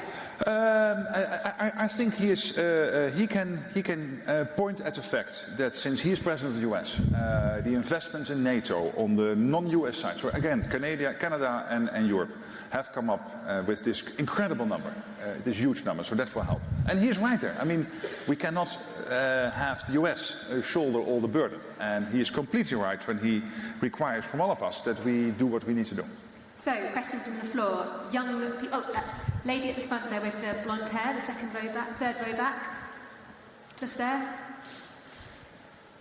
Thank you. If you could introduce yourself. Yes, Professor Katarzyna Pisarska. I'm the co-founder and director of the Warsaw Security Forum. I know the age limit is super strict, so I will not tell my age and defend myself this way and go straight to the question. I wanted to ask you, because we talk so much about the defense, the military part of NATO, but NATO is also about values. How worried are both of you, coming from Canada and the Netherlands, about the democratic recession that we see throughout not only Europe but the Western world? Well, of course, this is also an issue which is we are dealing with within the European Union, which is also a community of values, as NATO is. So we do have some thorough debates within the EU about the state of play in some of our member states in terms of what it means in terms of democracy, rule of law, independent judiciary, independent press. And all of these are crucial for a rich, diverse democracy we want to have. So I think Canada and the US are well-functioning democracies. I have no critique there. But on the European side, this is the debate we are having inside the European Union, as well, of course, as in NATO. But I think we, first of all, should deal with this within the EU. Much of the reasons we see backsliding in democratic values and principles, rise of extreme populism, things like that in the Western world, is because people are really anxious about the state of the world, about their future. They don't know if they can see their future and their children's future in the way the world is going, and they're uncertain that the institutions that have served our societies, governments, various institutions over the past decades are actually paying attention to the things that will reassure them about the future. So what we have to do is try and allay those fears by showing that we are listening, that we are responding to those concerns, we are empowering people to see themselves in the future, in a transformed future, which through migration, globalization, climate change, security issues, is going to look different than the past. But our ability to come together as an alliance or as various alliances and say these values underpin what we do, and we are working really, really hard both to listen and work with you to build a better future, that allays the fears rather than some corners that want to exacerbate and exaggerate those fears. Thank you. And the gentleman over there. Robert Baines, President of the NATO Association of Canada. This is for Prime Minister Trudeau. Canadians have always seen themselves, certainly for the past 30 or 40 years, and certainly since a certain Historica minute, they've seen themselves as peacekeepers, largely. You have poured a tremendous amount of effort in leadership, and specific leadership of Can you keep your question short? NATO missions. I'm interested in how you've changed the story of peacekeeping to just traditional UN engagement to peace through strength with NATO. Well, I think, there is this story that we tell out there, Canadians and others, about Canadians being peacekeepers because we were peaceful people and we're polite and we're nice and we always look for conciliation. I'm sorry, we weren't peaceful when we stormed the beaches at D-Day. We weren't peaceful in the trenches of World War I. We stepped up with strength on the world stage and showed that we understand the sacrifices that need to come with protecting our values and creating a better world. And yes, we were very much involved in peacekeeping, UN peacekeeping, but we also know that it is constantly going to be evolving. And being there as UN peacekeepers, as we were recently in Mali, being strongly part of NATO missions is also a recognition that the world is changing from standing in a line between two opposing armies that will not shoot at each other because you might nick a Canadian. That might have been peacekeeping, a few generations ago. Peacekeeping now is a very different thing, and Canada is on the forefront of it with so many of our NATO allies. There's two questions over there, the lady with the blonde hair and the lady with the brown hair. If you just take them together, one after the other. Great. Prime Minister Trudeau, you mentioned the incredible... Can you say who you are? Sorry. Yes, I'm sorry. Stephanie Van Latke, I'm a professor at Queen's University. You mentioned earlier the contribution that Canada has made with strong female leadership at the helm of NATO missions. When you look at the percentage of women in military operations, it's really low for NATO. And Canada has spearheaded an initiative at the UN called the ELSI Initiative to increase the number of women in military operations. Can the same be done at NATO? And Prime Minister Rutte, would you support that? Hello, my name is Mariam Inayat. I'm a student at Newcastle University. I would like to ask why you think it's important for young people like myself to be at an event like this, and why we should engage further with NATO. Thank you. Great. On the first issue, yes, more women in military operations, more women in leadership positions in general, but also in military operations, makes for better outcomes. More diversity in general makes for better outcomes. When you have a whole bunch of people who went to the same school, have the same backgrounds, are the same gender, are the same, you're going to get the same kinds of answers. When you bring in people with a broader range of perspectives, you will get better solutions. It starts with adding women, but there's much more in terms of inclusion that we need to do, and that we are pushing on NATO, and I know Mark certainly supports. On the second element, young people need to know that they can and must actively shape the future by the things they do today. You're not leaders of tomorrow, you're leaders today. Being here today and making sure that this message is getting out to young people who want to see the world change and be a better place and are looking for levers to do it, well, coming out here today is a great piece of it. Watching it online is a great piece of it. I agree with that, and it is difficult to get more women in senior positions in the military. We are working on that, but it is not easy. We have at least had now the last 3 senior politicians were women, and the present minister and state secretary are women. But you also want to have more men and women in senior military positions. I also agree with Justin's answer to your question. I still, to put it a bit negatively, I still remember the outcome of the referendum here in the UK. And you had all the young people who were shouting this should never have happened. But many of them had not voted. So it is crucial for the younger generation. You are here. I don't have to address you because you are here, so that's great. But it is crucial for us as political leaders that the young generation is involved in current affairs, does understand why we need to protect ourselves, why we need forward defense, why we need to be active all over the world to help in countries where our help is needed and we can add something. Because if we cannot support that collectively, then it is very difficult to do that and to keep the political momentum going. So I think the referendum here in 2016 was the best example. And I'm not saying that I had a particular outcome in mind, of course. I should not interfere in UK politics. But for me it was an example that when young people don't go to vote, don't complain afterwards. But it's not addressed to you because you are here. And thank you for that. Thank you. And the gentleman at the front, the second in the front row, please. And then also there's a lady in the middle with glasses on with her hands up. She can come afterwards. My name is Vasyl Morozhnichenko. I come from Ukraine. I have a question for both of the prime ministers. I would like to hear your views on the President Macron's idea about potential rapprochement with Russia. I wonder, what do you think about a discussion about potential improvement of relations with Russia, while still Russia has to be kept accountable for shooting down MH17, for occupying parts of Ukraine and Georgia? Thank you. Let's take that question first. We had this discussion around the G7 just in Biarritz at the end of August, and the consensus was fairly clear around the table.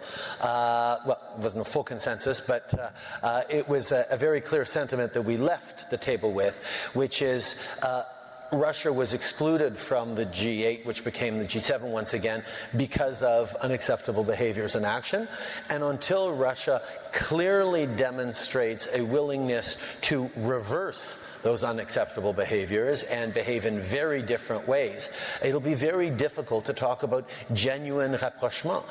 We know that the incursion into the Donbass, the occupation of Crimea, the way Russia continues to interfere in democratic processes around the world, the threat posed, which is why Canadians, we have close to 600 Canadians in Latvia right now as part of the NATO Forward Presence battle groups. We know that Russia continues to be a significant challenge, and we need to understand that Putin responds to strength, not to concessions, and we need to remain strong as an alliance and as allies.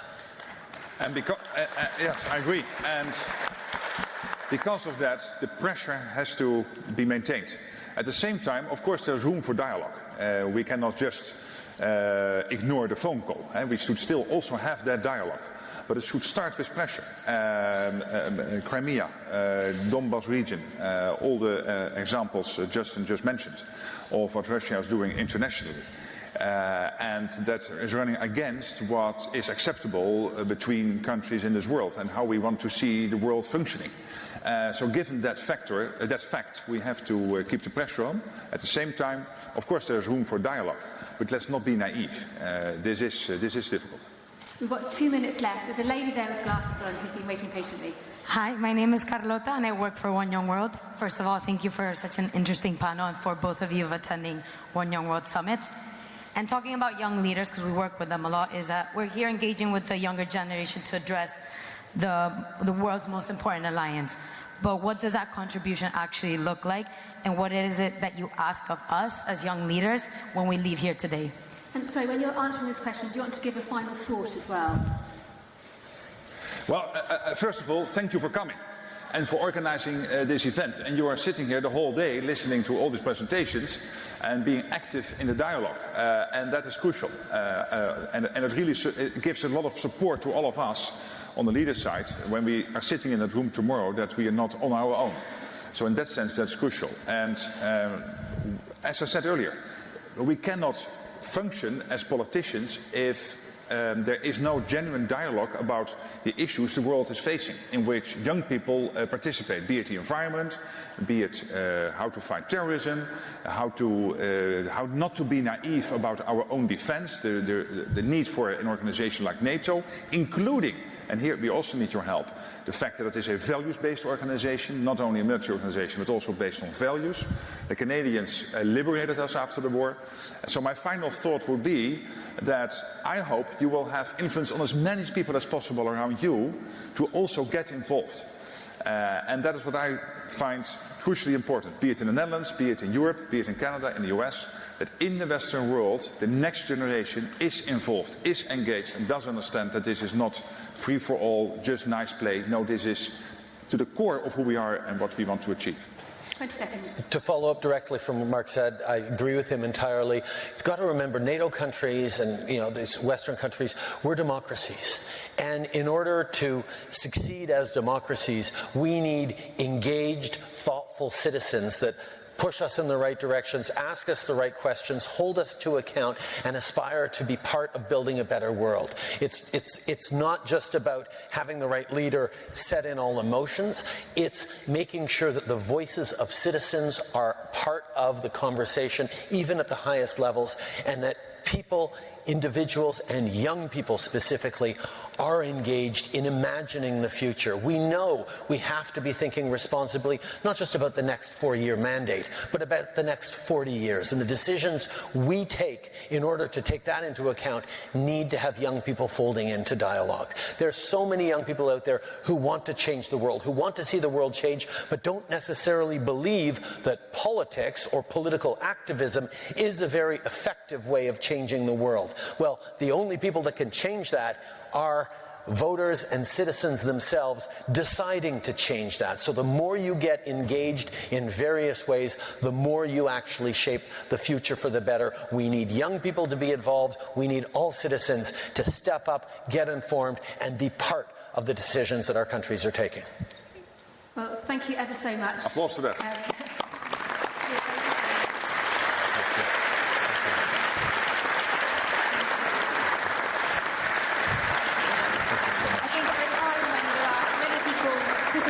NATO and voicing concern about cracks in the alliance. I can't think of two better champions for transatlantic defence, so thank you very much. Thank you. Thank you. Thank you. Merci tout le monde.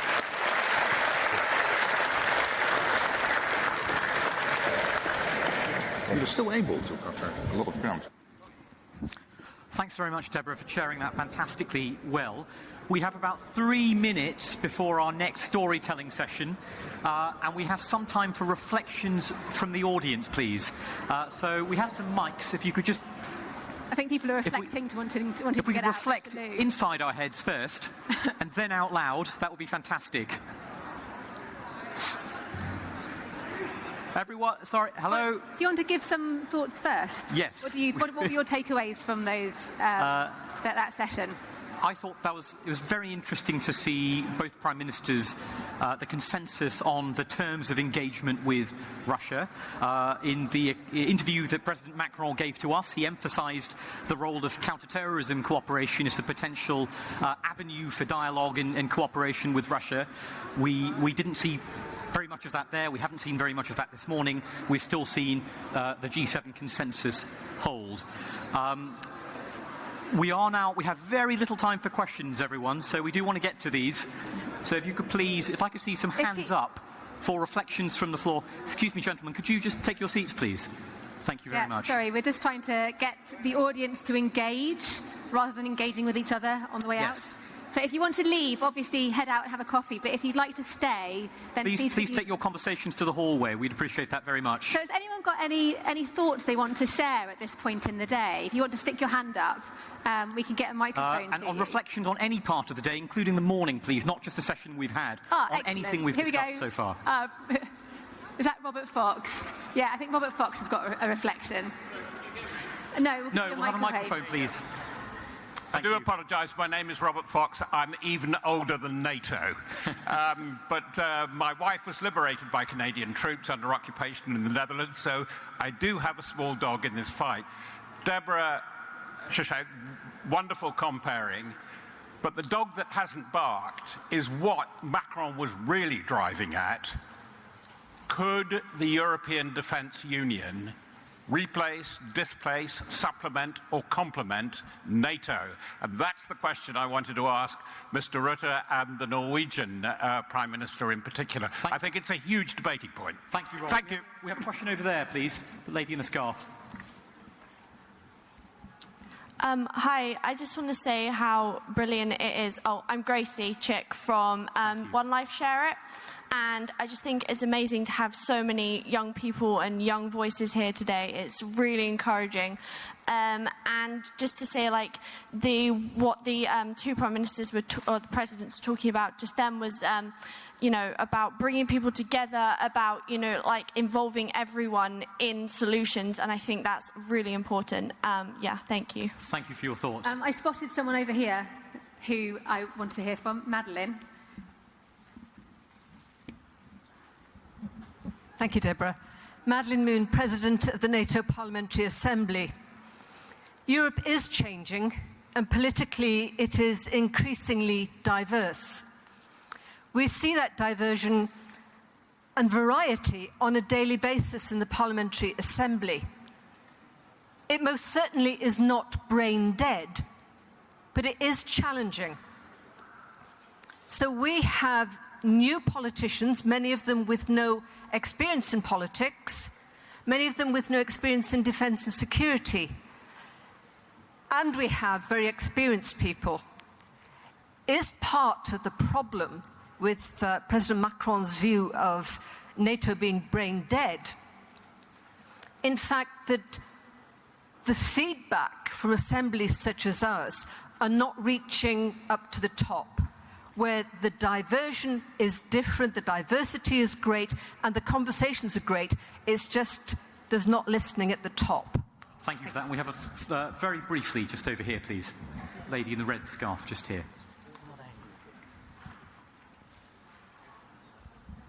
Thank you very much, and thank you for the wonderful event and discussions today. I'm Beatrice Mosello from Adelphi, a think tank based in Berlin. I was really interested about 2 points that came out. First of all, the point about inclusion and the strong focus that came very strongly about inclusion of women, but also more generally diversity and within decision making in different levels in the security sector that traditionally has not been great on inclusion. And second point, recognizing climate change and the impact it's going to have on shaping the security challenges going forward, already today, but going forward even more. And it's great to hear climate change being mentioned in a meeting on the NATO. Thank you very much. Thank you for all those interventions. We now have another storytelling session. Building on everything we've heard, we'll hear from another storyteller with personal experience of a NATO's actions. To introduce him, please join me in welcoming NATO's Special Representative for Women, Peace and Security, Claire Hutchinson. Thank you very much.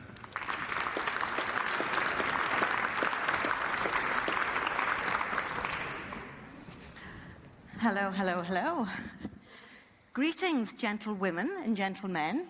It's lovely to see you all here today, and lovely to see so many women in the audience. So great.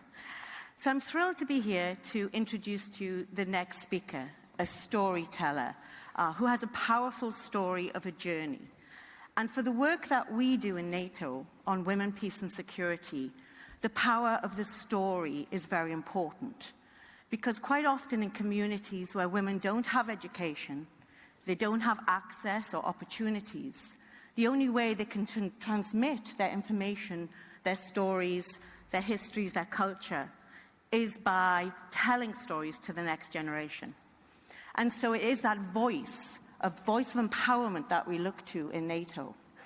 But we're flipping it because it is the story of the youth that we're going to listen to today. And a youth voice is also very important to us in NATO. As head of the Human Security Unit, this is some of the work we're looking towards in how we can get the voices of youth and we can listen to them, and listen to them a little bit better. So I'm thrilled to introduce our next speaker, who will take you through his story, which is the journey of his family. And I think you'll be as thrilled to hear his story as I have been. Because the journey, as you will all know in life, it is the journey that matters and not the destination. So please join me in welcoming our next storyteller, Adi Yanyeva.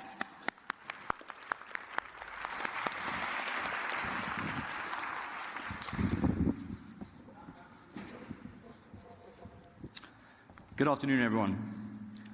I'm here to talk about what NATO means to me. I'm speaking from the point of view of someone born in this country to Kosovar parents. Now, their generation has an experience, an affiliation with NATO that's of a completely different magnitude to mine.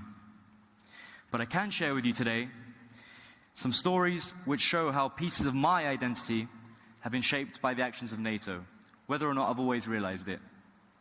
I can shed some light on an upbringing which never failed to make me aware of the very real meanings of words like life, liberty, and freedom. Words which, for me, a lot of the time, are translated in all too abstract and theoretical ways.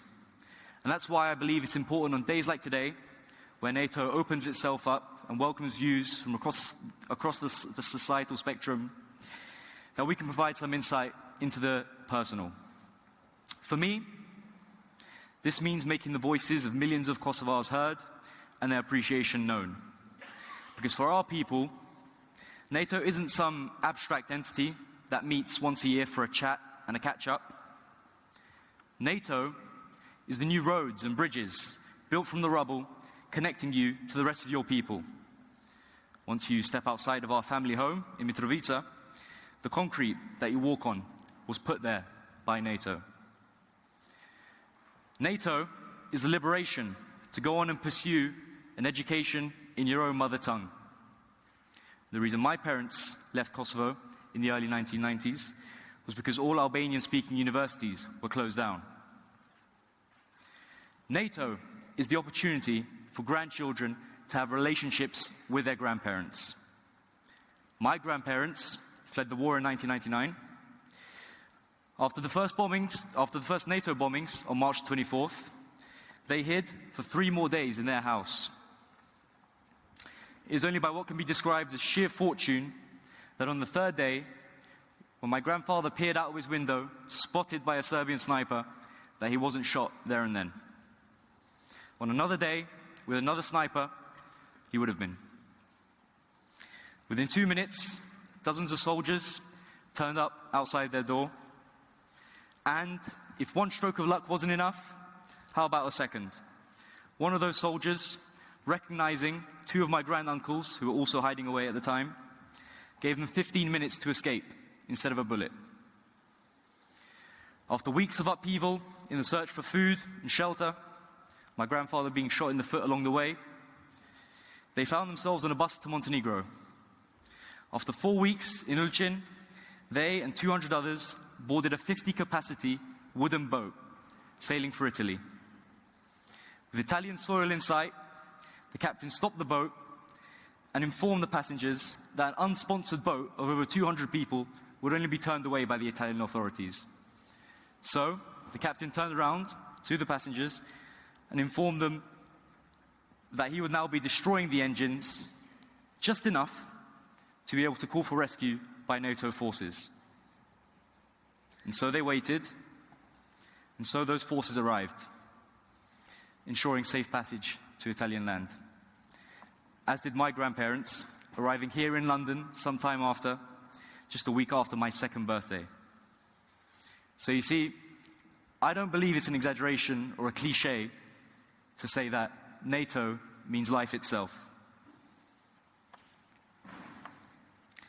I will try and end, if I have time, with a small current affairs anecdote, which I think, a different kind of anecdote, which I think puts all of this into perspective.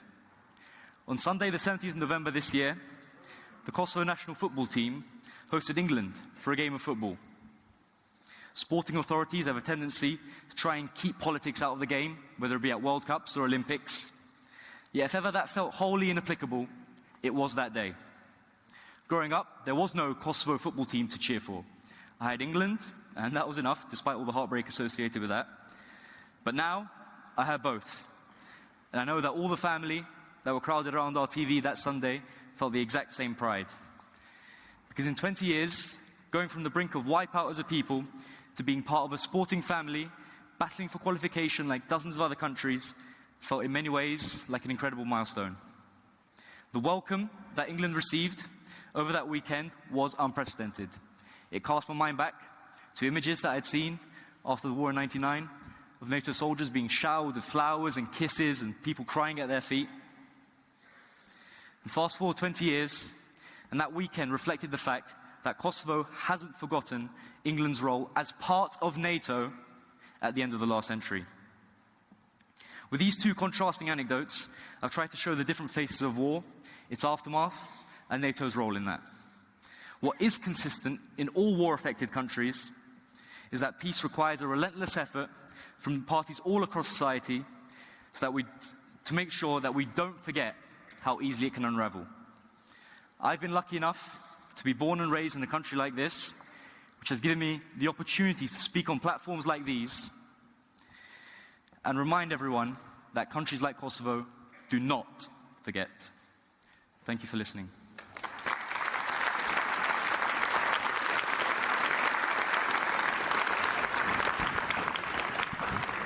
Ladies and gentlemen, now please welcome to the stage technology editor at Politico, Mr. Mark Scott.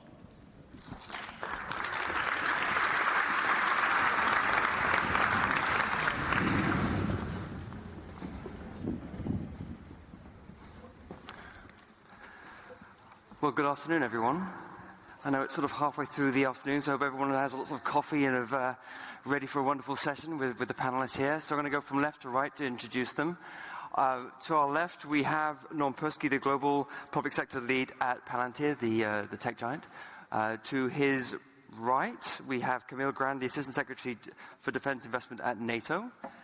Following on, we have Angela McLean, Chief Scientific Advisor to the UK's MOD.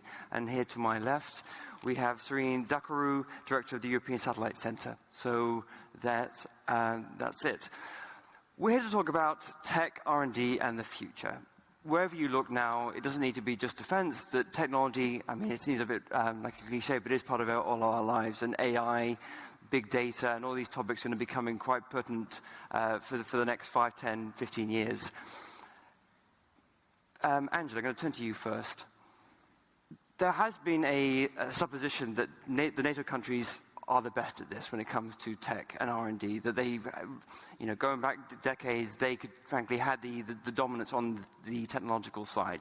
Frankly, with some of the rise of some of the other global actors, frankly, that isn't really the case anymore. At least the NATO dominance is being challenged. How does the coalition maintain that level of technological edge, particularly when other actors around the world are investing, frankly, a lot of money in all of this?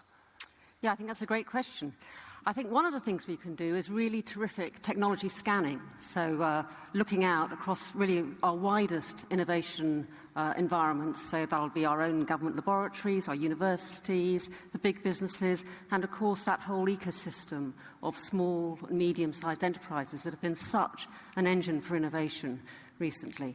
So finding new innovations in those arenas and then figuring out really good ways to pull them into use for bolstering the security of our people.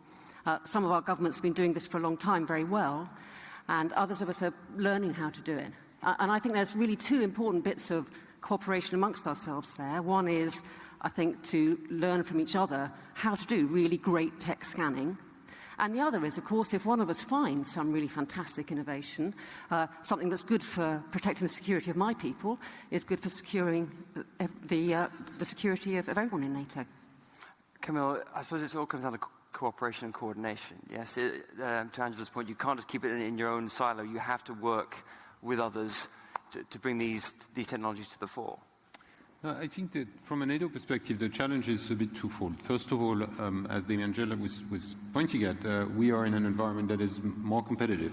The notion that NATO can take its technological leadership for granted is probably no longer true in certain domains, and we have to sort of really focus to make sure that we don't lose track of that, whether it's in specific technological domains, and we just heard Supreme like Manner for Transformation mentioning some of these, but also more broadly, what does artificial intelligence, the use of data, mean for the alliance? So that's one element, and on that, what we're trying to do is to do two things. First of all, internally, make our work more focused on innovation and not lose sight of that. And from that perspective, we have established just in the last few months an innovation board chaired by the Deputy Secretary General and a small innovation unit which will try to look at what the allies are doing. The point about NATO is not NATO suddenly becoming a multi-billion euro organization spent on science and technology, but to really make sure that we work together. And the second thing, which is probably even more important, is how do we leverage everything that is happening within the alliance and in the broader sense, of course in our ministries of the defense of all 29 allies, but also in all the universities, the tech companies that are there, which is a sort of massive untapped potential of science and technology that can help NATO stay at the edge, which is really the big issue there. And in a way, what has been extremely interesting, and I've seen that happening in some of the groups I'm chairing, is to see how allies can share their experience. And with one thing that is, I think, fascinating in this new environment, which is that some of the smallest allies by size have a lot to bring to the table. This is no longer necessarily only a big nation debate, and this is something that has been truly fascinating for me. Serene, in your current role, looking at the outer space, and your previous role at NATO, looking at cybersecurity and the cyber realm, does that chime with you? The idea that some of the smaller allies are bringing a lot to the table, and the need to cooperate to make this work. I think the cooperation is indeed the name of the game, and not just among states. And I agree that with the new technology that can have what is called equalizing effect, also different allies can play significant roles, but also cooperation with the industry. It was mentioned this morning that today's industry that is driving the innovation, not as in the previous century, the government, the defense sector. So it's key to have such cooperation. I know NATO has industry partnerships, not just on the procurement side, but also on these new technologies. I would also highlight that, since you mentioned the two domains, I would say in outer space and in cyberspace, on the digital space, one can see a really technological gold rush with huge impact upon everything that happens on Earth and our societies, but also upon security. And we need to have this in mind. On the one hand, these spaces are huge enablers, including for our military planning for security. And from Earth observation, the domain that I'm now in, I can say we have a whole digital twin of the planet where we can really analyze what's happening. But on the other hand, we should also look at the vulnerabilities that they imply and our reliance on this. So when we're saying innovating the alliance is not just about employing the most innovative technologies into what we're doing, but also bringing innovation into the strategic thinking, the institutional build-up, the planning, going beyond what I would call an analog hangover and moving forward in the digital world with the thinking, with the work ahead. No, I'm turning to you from an industry perspective. It's quite strange to think that as much as the governments involved in NATO have billions of dollars of budgets, but a lot of the tech innovation and frankly the money is coming from industry right now, both with yourselves and others.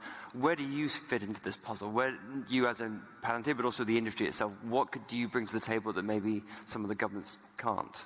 I mean, I think there's a couple of pieces to this. The first is, I think innovating in this space is somewhat different than in the conventional space, right? An AI model is never done in the way that a weapons system is done when you field it. And so industry, or especially the tech industry, is used to this conception of constant iteration and innovation and putting things into the field and then making them better over time.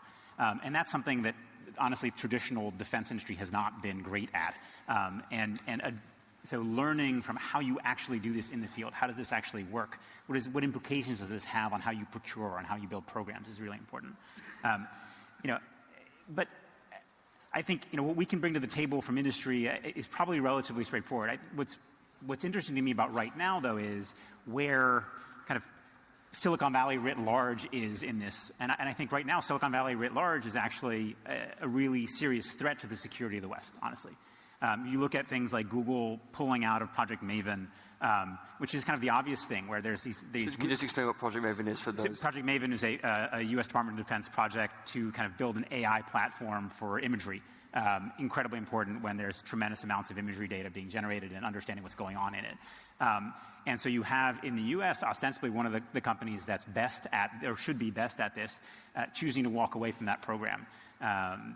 And this speaks to a larger, I think, cultural issue, which is, I think in the 80s, if you were to turn to a young engineering student at Imperial here and ask her if she, was willing to turn her technology and her mind to the defense of the nation, she'd probably say, of course. And I think if you ask that same question now, you'd get it probably considered, oh, thank you, but no thank you. I'm going to go make ads better somewhere. And I think that's culturally incredibly difficult. And I don't know that NATO, or honestly that government quite understands what the divide is and is ready to bridge it. I find it striking that you say that maybe the Valley right now is sort of not I think harming is the word you used. The sort of the NATO establishment when it comes to this realm. That strikes me as sort of counterintuitive, right? But I mean, does it strike true with the other panelists that maybe the pulling back from some of the tech players, many of whom do have access to this technology? Is that something that you have also felt in your work? I can't say it's something I've noticed, but then I'm very new. I was going to ask a different question, though, which is what can we do about it? I mean, I think clarity is really important. So I think not being clear on the ethics of what we're doing, having an open conversation about it, about intention, is really important. I think government has a role in providing good foundations. So instead of asking private industry to collect data, government can take that responsibility and provide really clear guidelines around how this is being used, and then create these platforms where industry can innovate on top of. So rather than Google collecting healthcare data, the NIH can collect healthcare data and then provide that to industry to innovate on, controlled well. So I think clarity is important, but then engaging in the public debate and discussion on what is the role of technology, of people in technology in this space, especially when our adversaries look the way they look. I mean, with fully integrated kind of between the political class, technical class, and industry against a common goal, that's quite difficult to meet when we look as splintered as we do. Sorry. Yeah, I think linked to this, we have to consider the importance of really investing in building education and bridging actually technology with policy, legal studies, ethics, and so on. Because otherwise we are living in this separate worlds, and it could haunt us. That's number one issue of concern. The other aspect is the importance of governments to be involved in looking on the, let's say, safety, security implications of the technologies upon societies, upon people. Especially when I think about security, we have seen how new technologies are used by adversaries with the kind of what was in the past, like carpet bombing effects. Just hitting at innocent civilians or non-prepared civilians with special techniques, either in cyberspace, in the information sphere, cognitive sphere with artificial intelligence. So for this, we need this combination of education, but also taking some role of government and also intergovernmental organizations. Let me start with that sort of ethical debate. I think it's a major debate, but it can also be a sort of rabbit hole that we all jump into, especially those of us who are more political scientists or lawyers, which is the standard training of diplomats and so on. So we sort of immediately focus on that, which is, even though it's absolutely essential to be firm on our values and to make sure that we have the right standards, but I think it's important to really look at both sides of the coin and to be part of that conversation, to make clear that NATO, or the EU for that matter, intend to use technology in an ethical manner, but not to sort of jump to discard the technology, whether it's autonomous systems, whether it's the use of AI, of artificial intelligence as a threat immediately. And because we very quickly jump to the sort of a Terminator type of discussion, which is not completely helpful. But the second thing, which I think is extremely important, is in the engagement with the tech community. And I think, Noam, you really nailed it in saying, okay, how do we make sure that we can work together, and that both the tech giants and the startups are interested in working with institutions like ministries of defense or NATO for that matter. And I think that we have a sort of a mixed experience. In some cases, you do get people who say, just no, I'm not interested anyways, I'm not making good money, and have plenty of ways to make good money. And secondly, what you do is not what I want to be involved in. But on the other hand, we do have lots of engagement. I spoke at, we have a couple of events in the NATO environment hosted by the NATO Communication and Information Agency, NITEC, NIAS, Sorin has been at those. And, it's kind of fun for me as a NATO official to be sitting in front of 5,000 people. I'm the only guy with a tie who are interested in engaging with NATO and doing stuff with us and getting into our world of contracts and things like that. So I think there is lots of room, and I think NATO has a sort of pretty good image in that context where it is interesting to engage. The last thing we need to find, and it's just one sentence, is to find the good ways to do it.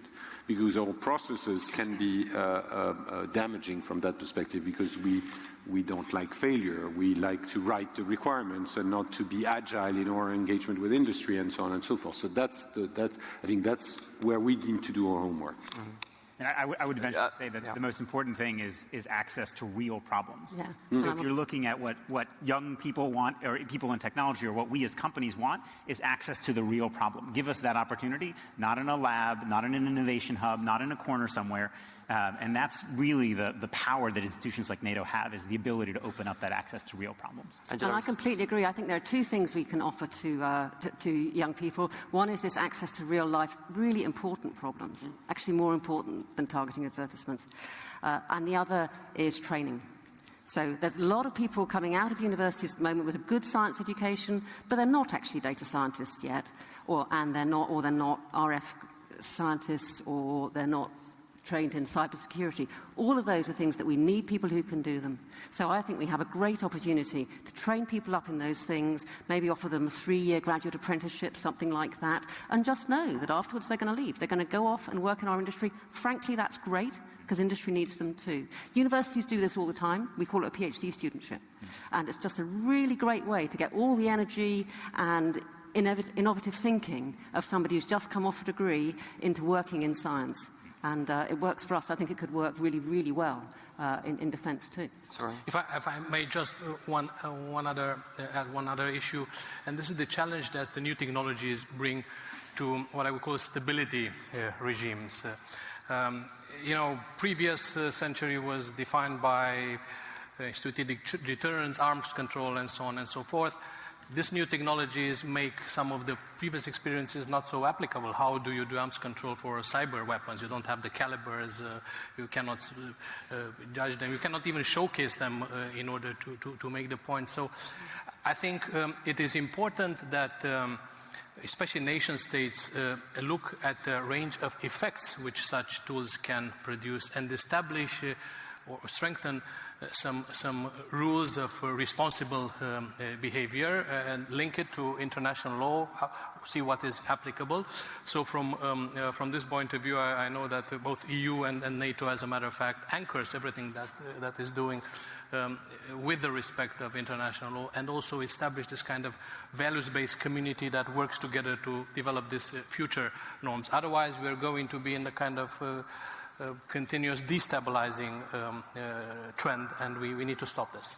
But in a world of sort of move fast and break things, how do you do that at speed to make sure you keep up with the evolving technology threat or opportunity while maintaining some of the safeguards that you mentioned? It seems very difficult to be able to push the boundaries, but also sort of keep the legitimate controls in place. By being anchored with the different kind of innovation hubs, trying to just have as much cross-fertilization with the innovative private sector as possible at government level and also intergovernmental organizations level. That's the only way, cross-fertilization and at the same warp speed that the technology is doing. I would say that we have to continue to change the way we do business on that, meaning that there are some ways of approaching this that are no longer efficient. You can't reasonably turn to some of the smarter companies in the world today and say, we've written for you a 20-page or 2,000-page requirement, and can you come up with the software that will fix that?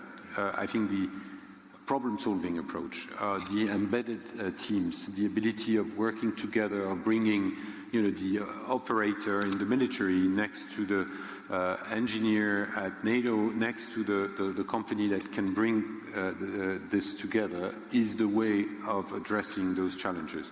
It is very demanding because it touches upon very boring topics such as contracting rules and things like that. But on the other hand, it's the best way. The good news is I think that most of our allies have been working on this by establishing, innovation hubs, innovation units, which look also at people and processes, not only at science and technology, which is very important. And that's something that we're doing in the NATO environment more and more as well. I can praise the Allied Command for Transformation for really looking into this and trying to be improving this. Of course, it is a never-ending battle. It's, you don't say, okay, I've changed one process, it's done. I think it's also changing a mindset, which is demanding and something that we need to do. Yeah, and I think to that context, what we see is when there is a flagship program, not an innovation hub, not a side thing, a flagship program where they decide to procure in a different way and to really look at this from an outcome-based perspective instead. And honestly, the U.S. military, of all places, which you would maybe not expect to be the fastest at this, in the last, I think, about 2-3 years, we've seen a sea change in a willingness to look at, we're not going to write requirements. We're basically going to spec out what we want the end result to be in terms of capability of the warfighter, and then you have 6 months to prove it. And then we're going to buy the thing that actually works best at the end of 6 months. And to actually do this at scale, again, not in a sideshow program, but hundreds of millions of dollars of money behind it, then companies like us get really, really interested in putting all of our, we're good at taking risk, right? But we want to do it under the right conditions. And conditions like that work for us. If I may just give an example of what we're trying to do, and again, I hope it will succeed. We have a program which is called the Alliance Future Surveillance and Control, which is the successor to, the flagship AWACS fleet, the big planes with a radar dome on top. And this is a 2035 capability, which is technically tomorrow. The way we are doing it right now in the concept stage is turning to industry and say, what smart IDs do you have? And we don't say it's going to be manned, unmanned, a swarm of capabilities, land-based, space-based, air-based. We just say, what are the smart IDs that you have to propose? So we're exactly in that phase, and we are throwing not enormous amounts of money, but significant amounts of money into both the traditional defense companies, but also the tech companies to say, do you have a new smart approach to this? And interestingly, and we open for competition, so we have multiple contracts on the same notion for this initial concept stage, which will then enable us to narrow the thing. The challenge is, of course, for the next phase to move into, to continue that open spirit rather than sort of saying, okay, thank you, you've just helped us write the requirement. I'm conscious of time, and we're going to open up to Q&A in a minute, so I see your hands going up, so we'll get you in a second. Part of this seems to be a mentality shift. The idea you have to be more nimble, frankly, not something the defense industry or frankly governments have been quite known for in the past. Angela, in your role as a scientific advisor to the UK's MOD, how do you put that in place? How do you get people to start thinking to the US government's example of trying to, okay, we'll give you 6 months, go hack away, and we might give you a contract? How do you change people's minds to start thinking in a different manner? So I think, as Noam described, we're actually quite good at doing it in little ways, and I think for us the big challenge is how to find the daring to do it in a big way. And I think we're taking a deep breath and gearing ourselves up to seeing if we could do that, because even in 3 months I can see that we as a government department know that we have to change, which I think is always a big step. Knowing what it is you need to do is the first step to doing that thing. Laying the risk off to somebody else sounds great. So given, I think that would be a good way forward. Also embracing risk, the ability that, to use your example, after 6 months you might have spent some money and failed, right, but learned along the way. So I believe there are individuals in the audience who have questions, and there was microphones. What I'm going to do is take a couple questions, and then so we can get to as many as possible. We can go. This gentleman over here had his hand up first, and then anyone on this side of the audience has a question. Okay, we're going to come to the lady over here. Hello, good afternoon. My name is Razin. I'm founder of Hydroco. It's a company focused on biotechnology and AI. I'm also a student at the University of Glasgow. So my question is, how can the weaponization of AI, as in the rise of deep fakes, disturb the peace in the world, and how can NATO encounter that, as well as another thing that I would like to ask is about Google's quantum supremacy that got recently demonstrated. So how do we prepare for a post-quantum world? And in doing so, how could you also bring in emerging technology startup companies from emerging economies into the scene for NATO to work with? So these are my few questions. Thank you. There's three there. Before we go to answers, have a quick think. There's a lady over here. Could you just give us your name, where you're from, please? Thank you. Isabel Rocha with BSA Software Alliance, also here with a delegation from Women in International Security. I have a question relating between the commercial area in which those companies operate and how they cater to specific needs from an organization like NATO. In a commercial area, companies are facing trends of protectionism where data has to be stored locally, or they have to use local standards as opposed to global standards. They have to consider increasingly privacy, ethical considerations, not opining on whether this is good or bad, but this is just the reality in which they operate. I'm curious from the panelist's view, how does that impact, again, how companies are able to cater to NATO's specific needs, and if those are considerations that NATO is looking at as well in terms of how it plans future procurement. Thank you. Great, thank you. So let's start off with the first one. Sort of, how does NATO respond to deep fakes? I believe, just to paraphrase your question. Anyone want to take that? Let me, first of all, we do recognize that as part of the sort of a battle domain is the information domain in many ways. We are confronted with more and more challenges in this, and in a way, what used to be the role of our colleagues in public diplomacy, like organizing events like this one, is also to get be constantly aware of what's happening in this era, and how do we counter disinformation campaigns, some of them based on deep fakes, and there are, that we do need some tools to do that. And this is something that is, there is a growing awareness, and now is how do we move from awareness to being actually able to counter that and to recognize that there is something ongoing, or that there is a campaign that is really, and of course NATO is often a target on that. The second thing we can do as NATO is to look at what, setting the best norms and practice. It's interesting that in the cyber domain, the so-called Tallinn Manual, which is recognized as the sort of basic for good practice in cyber, was established in a NATO Center of Excellence. It is not a NATO-approved document, but this was created in a NATO environment. So from that perspective, you can see where when 29 nations work together, the experts from those multiple communities, they can emerge a norm that helps addressing those new challenges coming from technology. Yes, just to follow up on the same line, I think the best way is to really think that it's AI that can counter AI. It's just like a network counters a network. And I can give you a couple of examples in my current job and also a previous one at NATO, whereby AI is already used as a huge enabler, for example, in Earth observation to scan large surfaces, oceans and so on, and really depict those elements that are important. And this is not done anymore by the human eye. It's done by artificial intelligence, and the human eye then focuses on the flag that appears in those aspects. And that also, this gives anticipation capacity, so that you're not looking for a needle in a haystack. It's the AI that finds the anomalies and anticipates trends.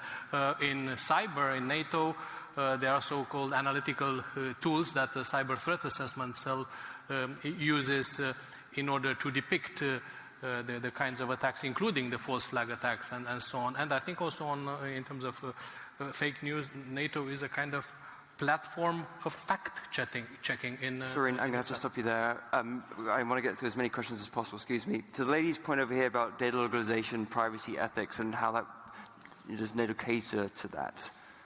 I mean, so looking at this from our perspective, it is interesting to be part of the emerging discussion around national champions, even within NATO. And in the same way that people were concerned about where the parts of the fighter jet are coming from, people are now concerned about where the AI models are coming from. And that's kind of fascinating to see. And it is definitely slowing things down. We see the beginnings of kind of protectionism even within the different NATO countries around their national champions in each space. I would say in that space, what's interesting is to look at the speed at which the U.S. is able to operate because of the U.S. Gov Cloud. And I know that this sounds like incredibly boring, but honestly, their investment in having a secret and top secret cloud infrastructure means that they can small companies and interesting ideas can be deployed incredibly quickly versus a lot of the European states where this is incredibly unclear, and getting something certified and operating on a network is incredibly tedious. And it seems like a technicality, but it definitely sets the speed at which one can deploy innovation into these places. Same thing goes for privacy assessments and other pieces. And the speed at which one can deploy new tech and learn if it works in the field is incredibly determinative of one's capability today. Angela? I want to grab the quantum computing question, because that's such a great question.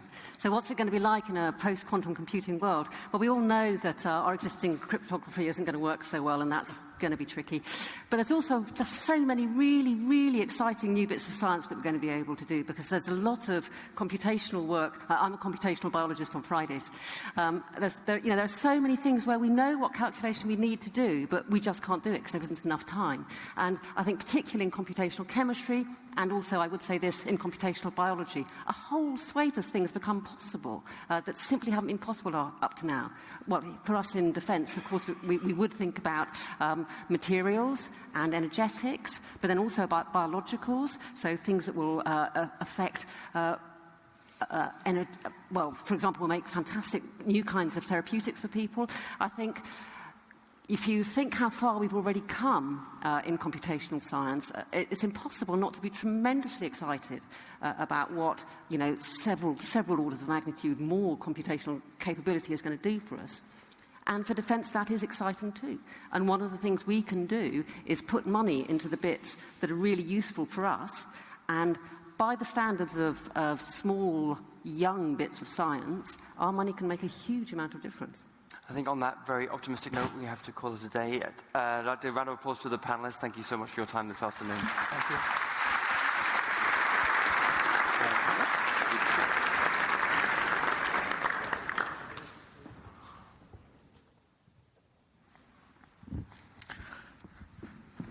Good afternoon, everyone. Thank you, Mark, for a fantastic panel. You're all waiting for your daily fix of what has President Macron said about NATO today. And while we've been in this session, we've had a fascinating press conference with President Trump, President Macron, and we've heard him say, our common enemy is Islamic terrorism. Russia is not the threat it was. Times have changed. There is no Warsaw Pact. I can't wait to hear what our next panelists have to say about that, their perspective on this. The next session is going to be about NATO's front lines, from the Baltic to the Black Sea. Many of you will be familiar with the fact that, as has been mentioned this morning, NATO has battle groups in Eastern Europe for the first time in its history.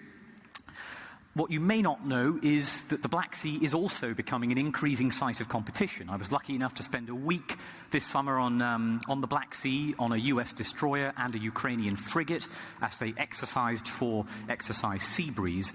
And NATO ship numbers in the Black Sea have gone up year on year in the last few years as that has become more of a focus for the alliance. So from all the way in the north to the southeastern flank, we're going to have an excellent discussion now. Please welcome Bill Neely from NBC News.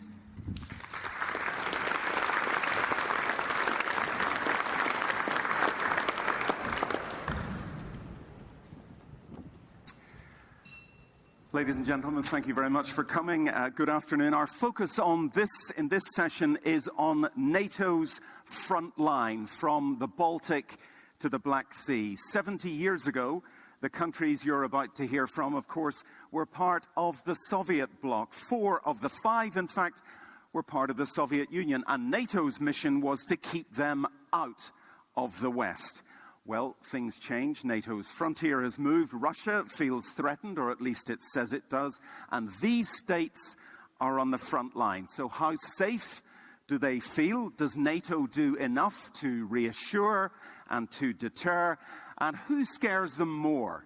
President Putin, President Trump, President Erdogan? Please welcome our guests for this session, beginning from Ukraine with the Foreign Minister Vadim Prystaiko. From Georgia, the Foreign Minister David Zalkaliani. From Lithuania, the Defense Minister Raimundas Karoblis. From Estonia, the Defence Minister, Yuri Luik. And finally, from Romania, the Defence Minister, Nicolae Ciucă. As you settle yourselves, gentlemen, I'd actually like to take a vote, just a quick poll here from the audience. Could you please raise your hands if you believe the greatest challenge to NATO in 10 years' time will be Russia? Well, that's certainly not unanimous. In fact, that's 50% or less. And just one other quick question. Is NATO right now doing enough on its eastern frontier? Please raise your hands if you think it is doing enough. Can you raise your hands if you think NATO is doing enough on its eastern border? And I think that's very, very few. Let's see if these gentlemen can convince you at all, or if things change by the end of the session. I would like to start with some brief comments from each of you. I am going to keep them brief, if possible. We'll start, no particular order, except from north to south. So I'm going to start with Mr. Yuri Luik from Estonia. What is the big challenge that you face, and is NATO doing enough? Well, to be honest, the big challenge is what was pointed out here with the show of hands, which is Russia. I mean, I think Russia has shown with its actions that it is a serious security threat. And the fact that there are troops in Estonia, EFP troops, British and French at the moment, I think are a great testament that NATO is doing a lot in supporting its easternmost members. And when people speak about Russia threats and ask whether it's high or low, I always say that this depends on what we do. If we are serious in our actions, if we are clear and concise in our messaging, then the threat is quite low.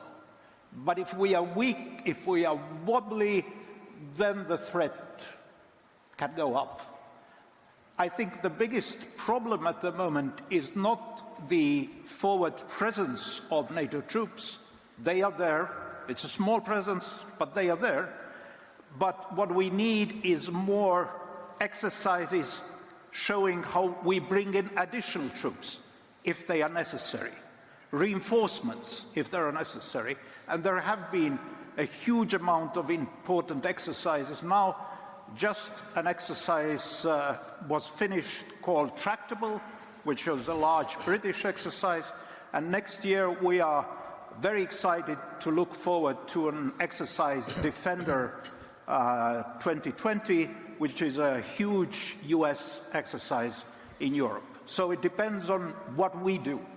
Thanks. Mr. Karoblis from Lithuania. I was in Vilnius in 1990 when Soviet troops attacked your television station during the battle for independence. Do you still fear Russian troops? Is NATO doing enough for you?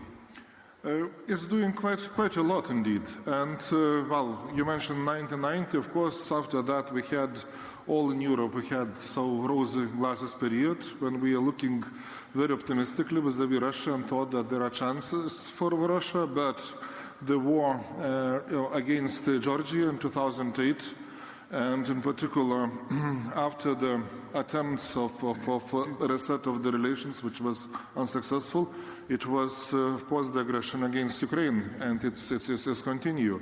So Russia, unfortunately, continues with this threat to our region, to both to Baltic region and then the Black Sea region. And for Lithuania, it's the only existential external threat which we have. It's without any doubt. If the country does not respect international obligations, if it does not respect sovereignty, independence, territorial integrity of countries, and also if its continue actions to disrespect and to continue with influence in its neighborhood, it means that it's a real threat. And I think from 2014 it was done quite a lot.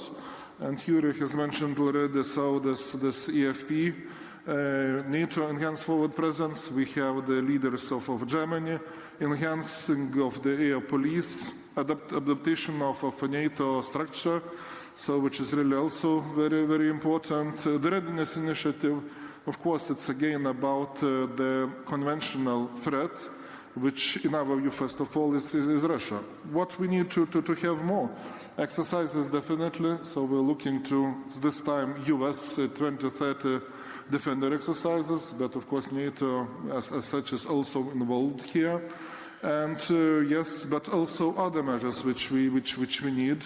So air defense, which we are still lacking, more precise defense planning, and well, other similar measures. But I think Lithuania has never had such number of guarantees and allies as we have now, and this is really important. So Russia, the only existential threat. Mr. Chuka from Georgia, arguably the Black Sea situation is more complicated, more players. We have, for example, Turkey. Do you feel that Russia is the only threat to you? Of course.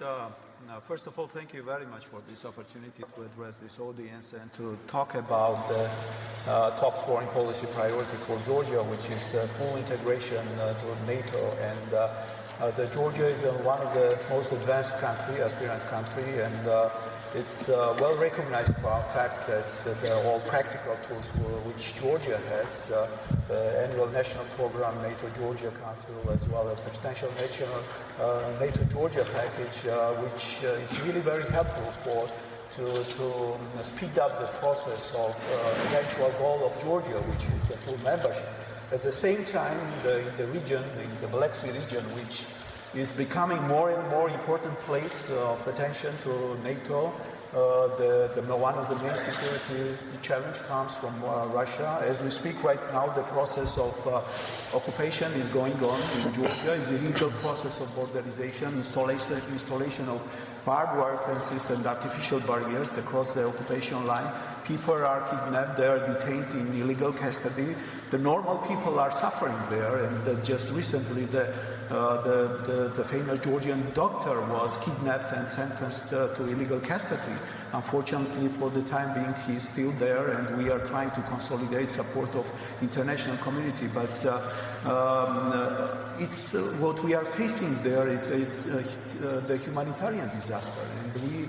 In response to this, we are trying to consolidate support, and we believe that the Georgia's way towards integration to Euro-Atlantic structure is not directed against the third party. It's for strengthening our defense capability, for strengthening our resilience. You have mentioned Turkey, which is important country in the Black Sea region. It's a littoral state, also a member of the NATO, and we are developing very strong strategic partnership with Turkey. So Turkey is a very strong ally to Georgia. So Turkey still continues and will continue to support Georgia's NATO aspiration and Georgia's supporting Georgia's sovereignty and territorial integrity. So it's in our interest to stabilize the security situation in the region with taking into consideration all legitimate interests of all NATO member states and the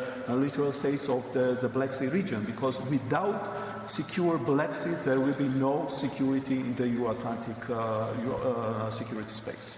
Let me bring in Ukraine, because like Georgia, you have faced Russian troops, Crimea annexed, part of your country invaded. I was in Donbass earlier this year, and it didn't seem safe to me. Do you feel safe, reassured in any way by NATO? We have President Trump playing games, it seems, with aid, military aid to your country. I agree with you, and you know what I'd like to tell you immediately, that by the number of hands which were raised in your question, I came to two conclusions. First of all, too few Ukrainians in the room. Second of all, we are failing as Ukrainian Foreign Affairs to explain to the rest of you who are not Ukrainians what is the real threat to all of you. We have 14,000 people dead. Just because they decided to impose their political system, will wish whatever they have to. And we are casually discussing what could be the biggest threat in this region. What I see that Yes, the north of Europe, the Baltic states, Poland, now under the focus of the NATO, we can talk about more or less troops. I'm not NATO myself. I can give you the recommendation. What I see that we are overlooking the region of Black Sea for many, many years. We believed collectively we are not subscribing with NATO. We are not member of NATO. It's our fault. We didn't become. But we believe that this region is safe because of the presence of the NATO, because of the Turkey. Now we have to understand, all of us, what Turkey is. And here I am on the same page as NATO, because this is neighbor, this is somebody who is keeping the keys to the Black Sea, where we happen to live. So if we are losing this, concentration, because there are so many other priorities, south of Europe, other parts of the globe, we believe that we're left on our own. And that's something which we would like to avoid. And reciprocating on your quite provocative question, I have to give you another thing, which Ukrainians sometimes asking Westerners, especially the NATO, telling guys, we actually, whether you like it or not, defending your eastern flank. And sometimes we've been hearing, who asked you for? Why would you do it? We'd never ask you to defend our flank. We are quite capable in defending. So do you believe that Ukraine's sort of input is needed, or Ukraine's role is important to NATO as much as we see the NATO is important, at least in our part of the region? And Mr. Chuka, from Romania's point of view, Black Sea as well, do you feel that the only threat to you might be Russia, or is it a resurgent Turkey, and is NATO doing enough for you? You're in, they're not in. From the inside, is NATO doing enough? The Black Sea, it has a very geostrategical relevance, taking into account that it links Europe, Asia, and Middle East. So, taking into account that since 2008 and 2014, since Russia invaded Crimea and created in the Black Sea an outpost from where it is projecting their forces where they are interested for, I do consider that the Black Sea is having a very, very important relevance for all the NATO and European countries. And I think, back to your first question, if NATO is doing enough, I will start saying that Russia is looking to the eastern flank as a whole. What we did, we are having two different decisions. We are having EFP in the Baltic and Poland area, and we are having the TFP in the Black Sea region. I am not saying that to compete with the measures taken in the northern part of the eastern flank. What I am saying is that NATO and EU needs to have a very coherent approach to the whole flank. So what is now happening in the Black Sea, it's that we are having three main partners: Ukraine, Georgia, and Republic of Moldova. We are having three NATO riparian countries of the Black Sea: Turkey, Bulgaria, and Romania. So all our activities are planned and conducted together. And I can say that, taking into account the Romanian initiatives to set up a multinational brigade, a multinational division, now a multinational core headquarters, all of these are done on our money and with the participation of all the NATO countries, and very much looking to the partners to be part of that. So I do really believe that we need to focus on strengthening the NATO and EU presence, and also the NATO and EU cooperation in order to support the partnership countries of NATO and the EU as well. So it would appear that President Macron doesn't agree with what the panelists have said, because in that famous interview with The Economist, he said, Russia isn't NATO's biggest threat, that's terrorism. Just anyone at all, was that a wise thing to say? Was it, as President Trump said this morning, a dangerous thing to say? If I may, sir, sorry for not involving myself again. I think here in the Black Sea region, we should not forget the Balkans. And this morning, somebody was asking if is the Balkan to be considered the soft belly of the alliance. I think if we will not take all the measures to consider the threats coming from east, the threats coming from south as well, because here we have a crossroad, this is going to become the soft belly of the alliance. So this is my personal opinion. So on President Macron's view that terrorism is the key threat to NATO, President Trump saying this morning President Macron's comments were dangerous. At least I would repeat what I told. For Lithuania, Russia is the only existential threat, and really that's it. And I think also for NATO, at least the eastern flank of NATO. And how it's possible to say that, we can't agree with this suggestion. In particular, if Russia, of course, its military doctrine says that so the NATO is the adversary of Russia, and exercising and concentrating its main and most capable military forces, it's impossible to say that Russia is not posing threat.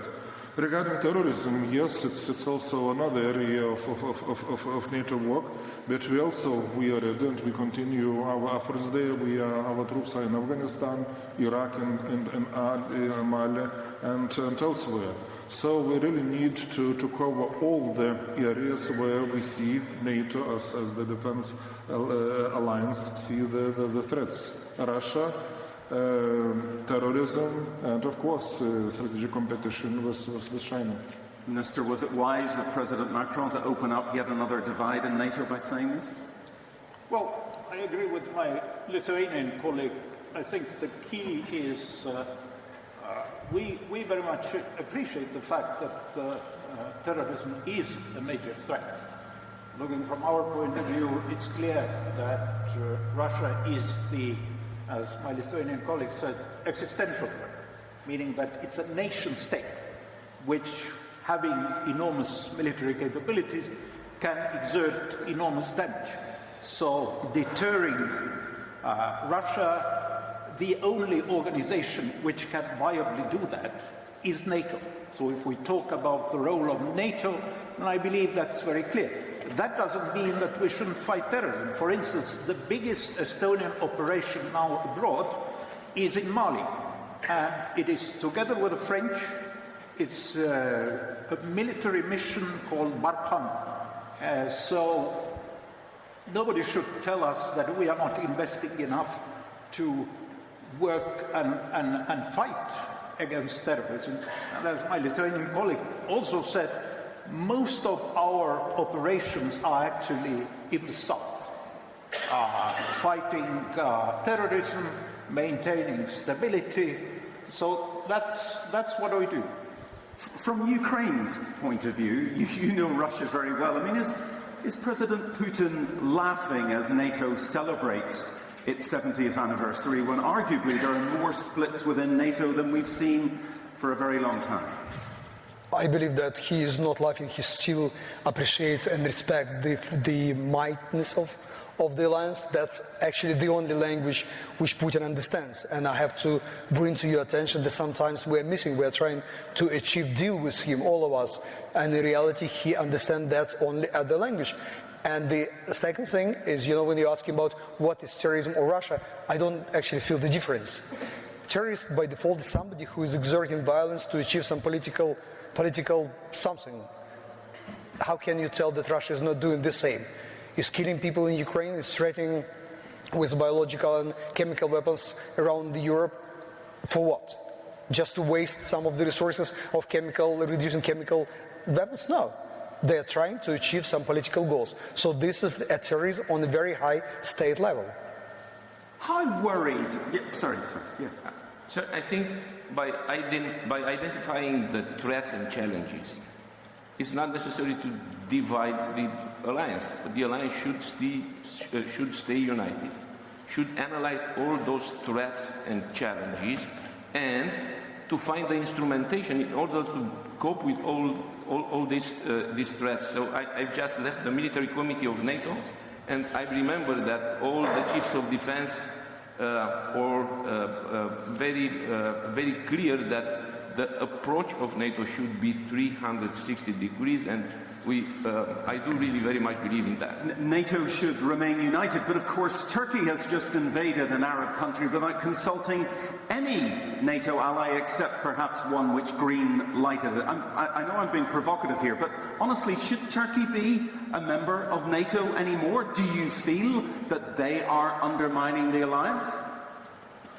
Anyone, sir? Yes, of course. But first, coming back to your previous question, that about the terrorists, whether it's a threat or not, or challenge. Of course, this is a very serious threat and challenge.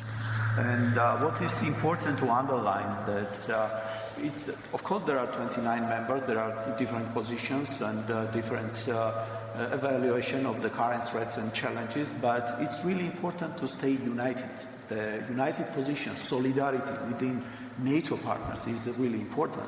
As an outsider, but not a member of the NATO, our advice and our wishful thinking for. But I suppose that was my point, that Turkey clearly didn't feel any obligation to stay united. Turkey is a really important player in the region. It's needless to say the important contribution Turkey is doing for the strengthening of the European security. Of course, there are different positions and different assessment of the current situation, but we have to take into consideration the very serious position of Turkey playing in the region for strengthening the security in the Black Sea and the wider Black Sea region, and also for the EU-Atlantic security. Sir, you wanted to come in. Yeah, of course, Turkey is an important member of the alliance, and I think when people say that we should bring more issues to the NAC table and discuss them, then let's also recognize how difficult it is. I mean, for a sovereign country to come to the NAC table and put an issue to be debated by all NATO members. Very few countries actually do it. I would say European big countries don't do it, at least not very often. I mean, the United States is perhaps a very good example that it can be done. For instance, the United States brought to the table the IMF treaty and actually achieved, which is quite unique, a unanimous opinion about US leaving IMF treaty and Russia being to be blamed for the violation of the treaty. But as I see Deputy Secretary General of NATO here, as he knows well, people are not necessarily bringing all these issues to the table, and we shouldn't name only Turkey here. And you mentioned the US there. Do you have confidence that if President Trump is re-elected, so we have another 5 years, that he will maintain his more recent stance towards NATO as opposed to his earlier stance when he said NATO was an obsolete organization? Do you have trust in President Trump in 4 or 5 years' time, sir? The answer is yes, and it's not only about the personality of President Trump, but also about the administration in general. It's about also US traditions here. And the transatlantic link, transatlantic bond is really strong. And these questions, the first question I got when I became a minister was exactly about this, the same as you asked right now. And it's already 3.5 years ago. And what is on the ground, that during this time we have more American troops in Europe. We have on the ground more engagement with partially, quite seriously, with the US leadership. We have very important agreement on the NATO adaptation, on the enhanced forward presence in the Baltics and Poland.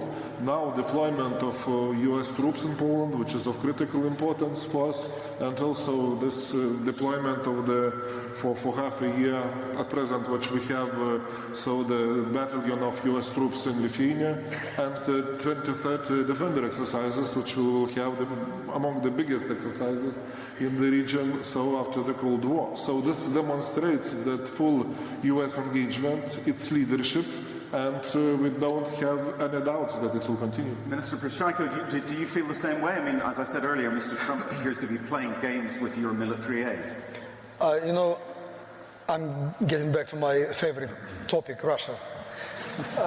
That's more or less the same page, but from different sides. Yes, I agree completely. President Trump will get to understand NATO more and administration. It's like with the Russia. Each and every administration tried their way. Somebody was looking in trying to find Seoul. Somebody else was pushing big red button to restart the relations. And it's been part of American modern history, political history, to try to reset and relaunch relations with Russia, which was and is and will be failing each and every time, and administration will know it. Sometimes in a hard way, sometimes they will be much more flexible from the very beginning, and that's not just American.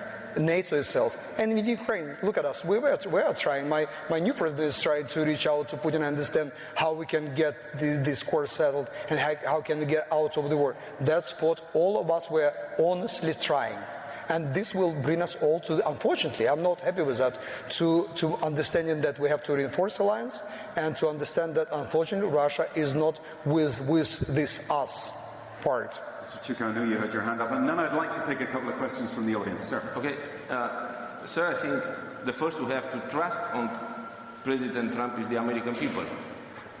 We trust very much because we are having a very strong strategic partnership with the United States.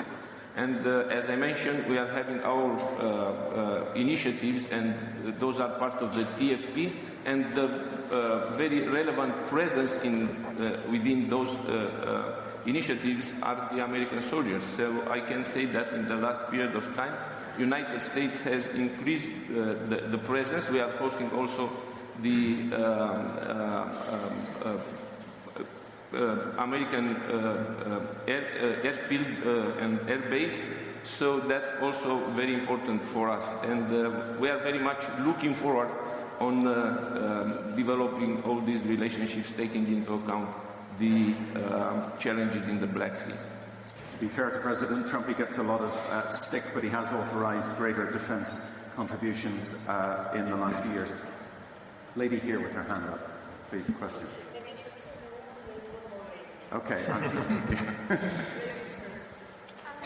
Hi, my name's Sadiha Chowdhury, and I'm a sixth form student hoping to study politics and social sciences next year.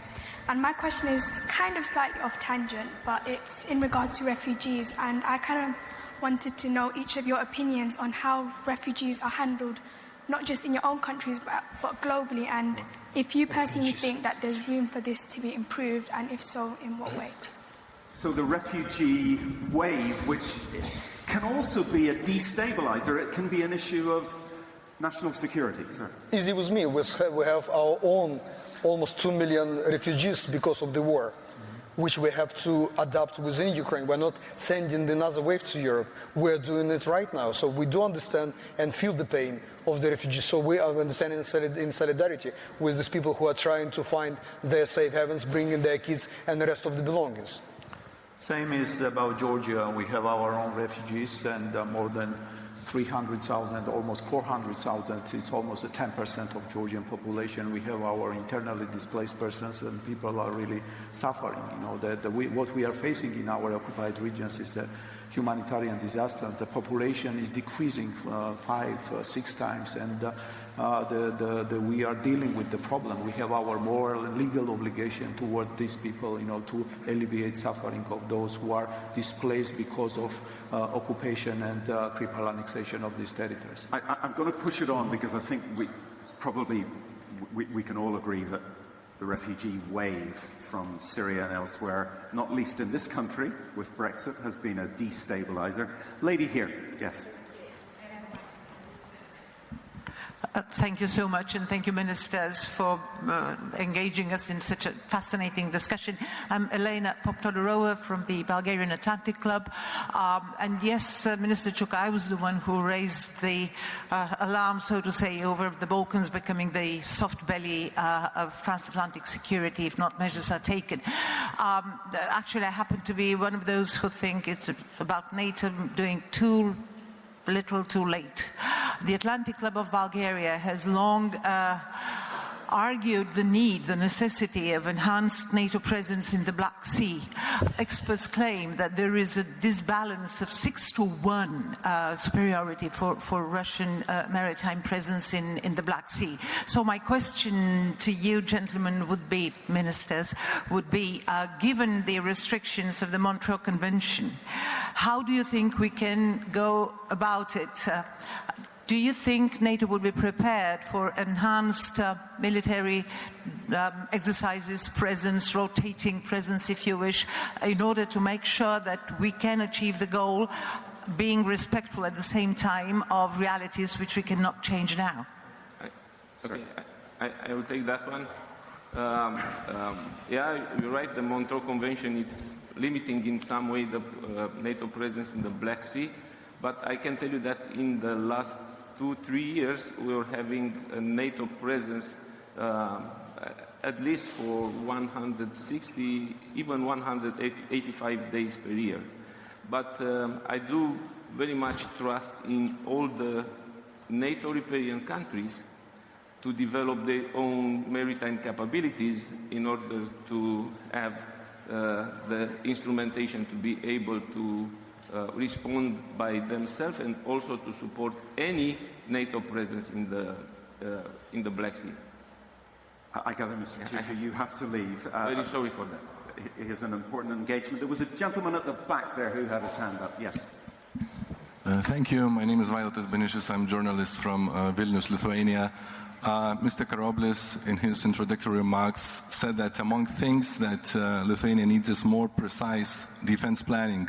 I would like to ask Lithuanian and Estonian ministers whether you believe that you would find solution with Turkey during this leaders' meeting to get approved, updated NATO defense plans for Baltics and for Poland, and why they are important for the security. Thank you. And I would add to that, do you feel that you're being taken hostage by Turkey, that they're blackmailing NATO? Well, I would not say that it's about blaming that. This is one of, first of all, we have defense plans. And it's the revision of that, of course, to have more precision and similar aspects and to have the adjustment. And it's only one of the topics we have in NATO, and of course, so among others. And really, so the life is continue. And regarding the results, we'll see. So the meeting, the summit, the leaders' meeting will start now. But earlier or later, during this meeting or later, of course, we will find the solutions. We see the progress. And it's one of the issues. So NATO is the alliance of 29 countries. Naturally, the positions from time to time, they differ. And the beauty of the alliance is that we are finding the solutions. And I am sure that also we will find the solution earlier or later on this issue too.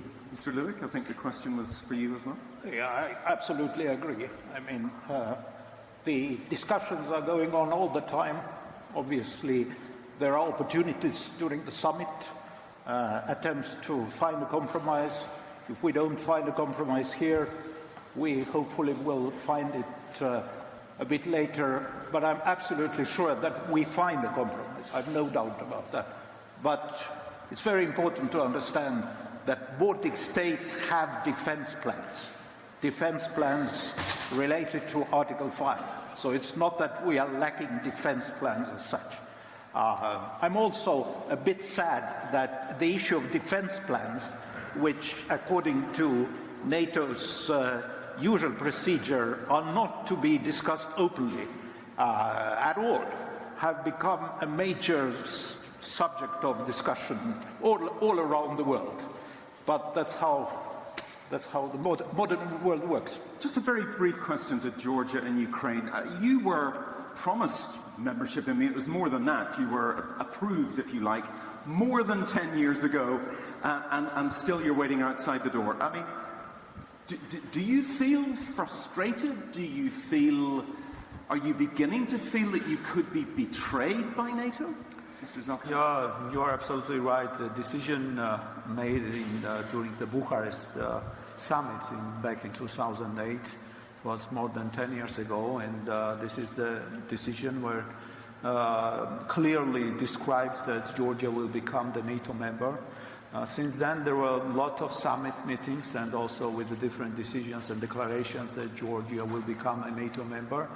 Of course, we realize that the current situation within the NATO, that there is no political decision made yet, but we are fully using all the existing practical tools, as I have mentioned, the implementation of annual national program as well, NATO-Georgia Council, the substantial NATO-Georgia package, which is also important practical way to speed up the process of Georgia's full integration, moving Georgia closer to the eventual membership. So these are the very important instruments. At the same time, Georgia is already acting like an ally. So we are in the same line as the NATO standards, for example, on burden sharing. 2% we are spending on GDP, 20% on major military acquisition. Georgia is the biggest per capita contributor to the resolute support mission in Afghanistan. Although we have suffered casualties, 32 Georgians died in Afghanistan. For a small country like Georgia, it's quite a big loss, but we realize that this is our contribution to the global security. Of course, when this is not reciprocated, when a country like Georgia delivers, it has to be reciprocated. We need a practical political solution, but we are not discouraged by this fact. We are continuing our vigorous efforts. We are working bilaterally with all the members of the alliance, with the strategic partner, with the United States, with Turkey, with France, with Germany, to increase our defense and security capabilities in order to increase our resilience. So we are doing everything possible to prepare country for the momentum. When this momentum is, momentum to come, we have to be ready for this moment. And very briefly, from Kiev's point of view, if you're not in NATO in 10 years' time, what would that say? What would you do? Thanks to my Georgian friends, I had the time to gather all my diplomatic 20+ years to describe in diplomatic terms what happened in Bucharest. I believe is a great mistake. That we were not allowed. First of all, we were promised to be a member of NATO. Then it was an idea that membership action plan for Ukraine and Georgia is resolved, and by the end of the year, ministers of foreign affairs had to report to their respective leaders to tell how it's working. It's been more than 10 years, and we are not invited neither to MEP nor to membership. So I believe the indecisiveness of NATO at that time and since then allowed Russia first to invade Georgia and then in 6 years to come to Ukraine. Just before we finish, just another question to the audience, because one thing we haven't talked about is China. I'm afraid that is another subject. But should NATO, just a show of hands again, in 10 years' time, should NATO's focus be as much on China and the challenge from China as it is on Russia? Raise your hands if you think China is equally important for NATO in 10 years' time. Well, that's the biggest show of hands so far, and maybe we should pause or maybe end there. Maybe we've just got time, literally 10 seconds. What would your message be to NATO? Really short, snappy. What would your message be to NATO for the next 10 years? Priorities. China. Change. China. China. Sir. Georgia. Please keep Georgia.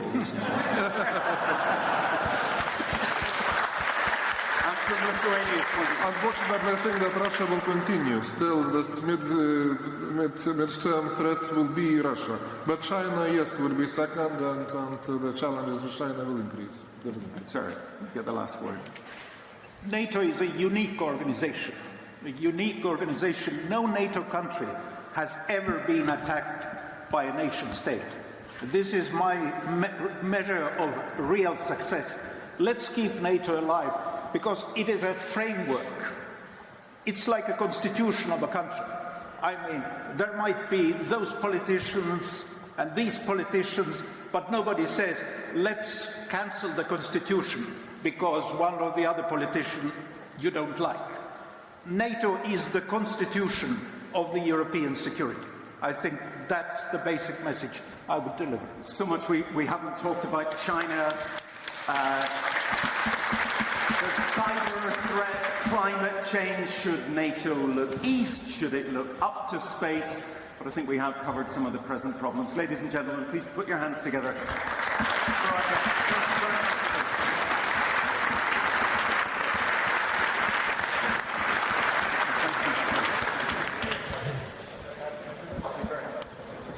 Thank you. Thank you very much. Thank you. Bill, thank you very much for sharing a fantastic session. Let's pick up where we left off. If we could all please take our seats or exit quietly. I'm not trained for crowd control. Thank you. Let's pick up where Bill left off and move very far away from the Alliance's eastern flank. We know that Australia is one of the Alliance's most important global partners. Excuse me, folks, could you all please move out of the hall if you're going to have conversations? We'd appreciate that very much. Thank you. We know that Australia is one of the Alliance's most important global partners. We know that it's been side by side with the Alliance on some of its most important counter-terrorism operations in recent years, and so may have advice and insight into the question of how NATO engages with counter-terrorism looking ahead. But we also know it's at the leading edge of engaging with China's rise in all of its dimensions: security, defence, economics, and so on. So we're very, very pleased to have an Australian perspective here next. Please join us in welcoming former Australian Minister for Foreign Affairs and Executive Chair of the International School for Government at King's College, Alexander Downer.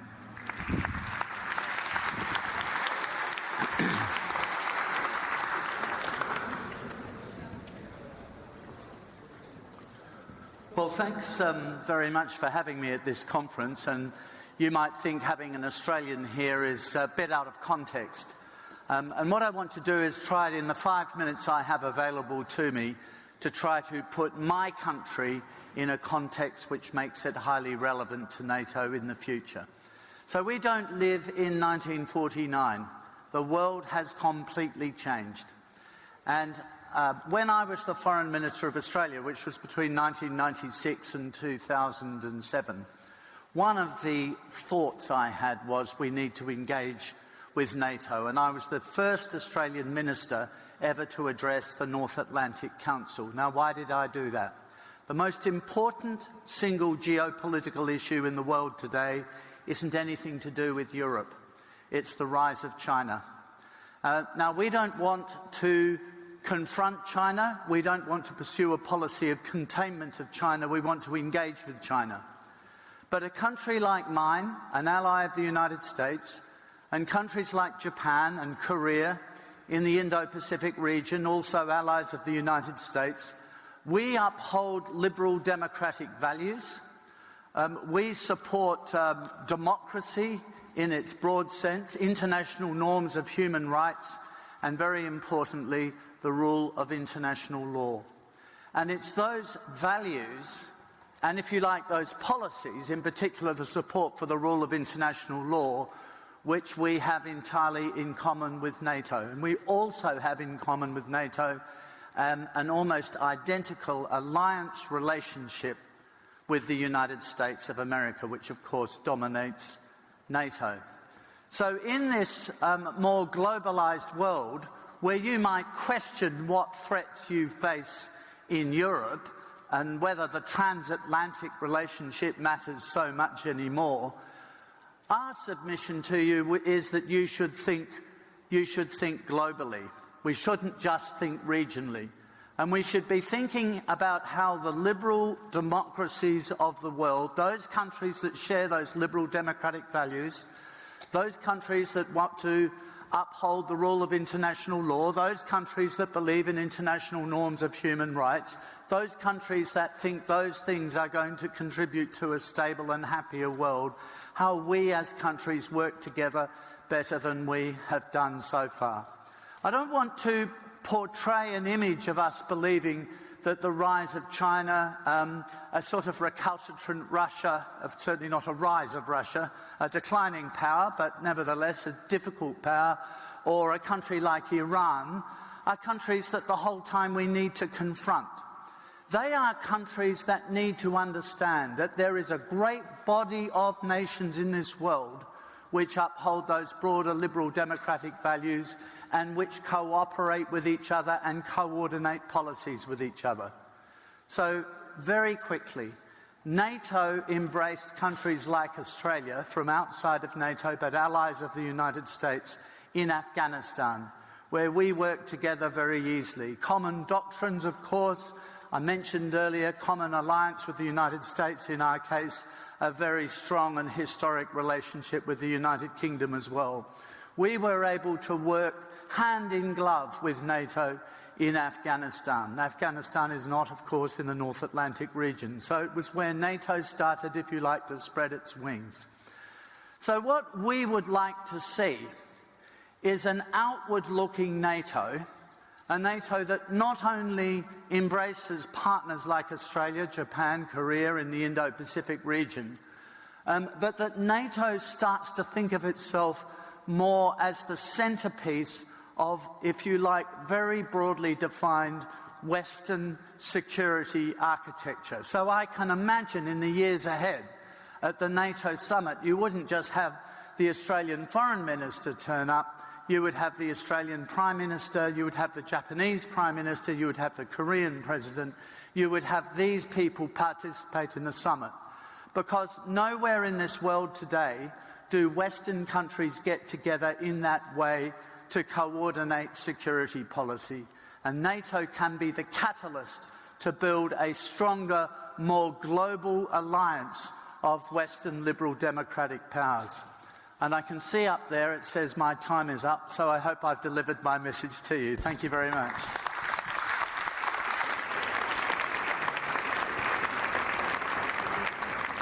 Ladies and gentlemen, we will now have a 10-minute coffee break. The programme will resume at 4:40. That's 20 to 5, ladies and gentlemen, back in your seats by 4:40. Thank you.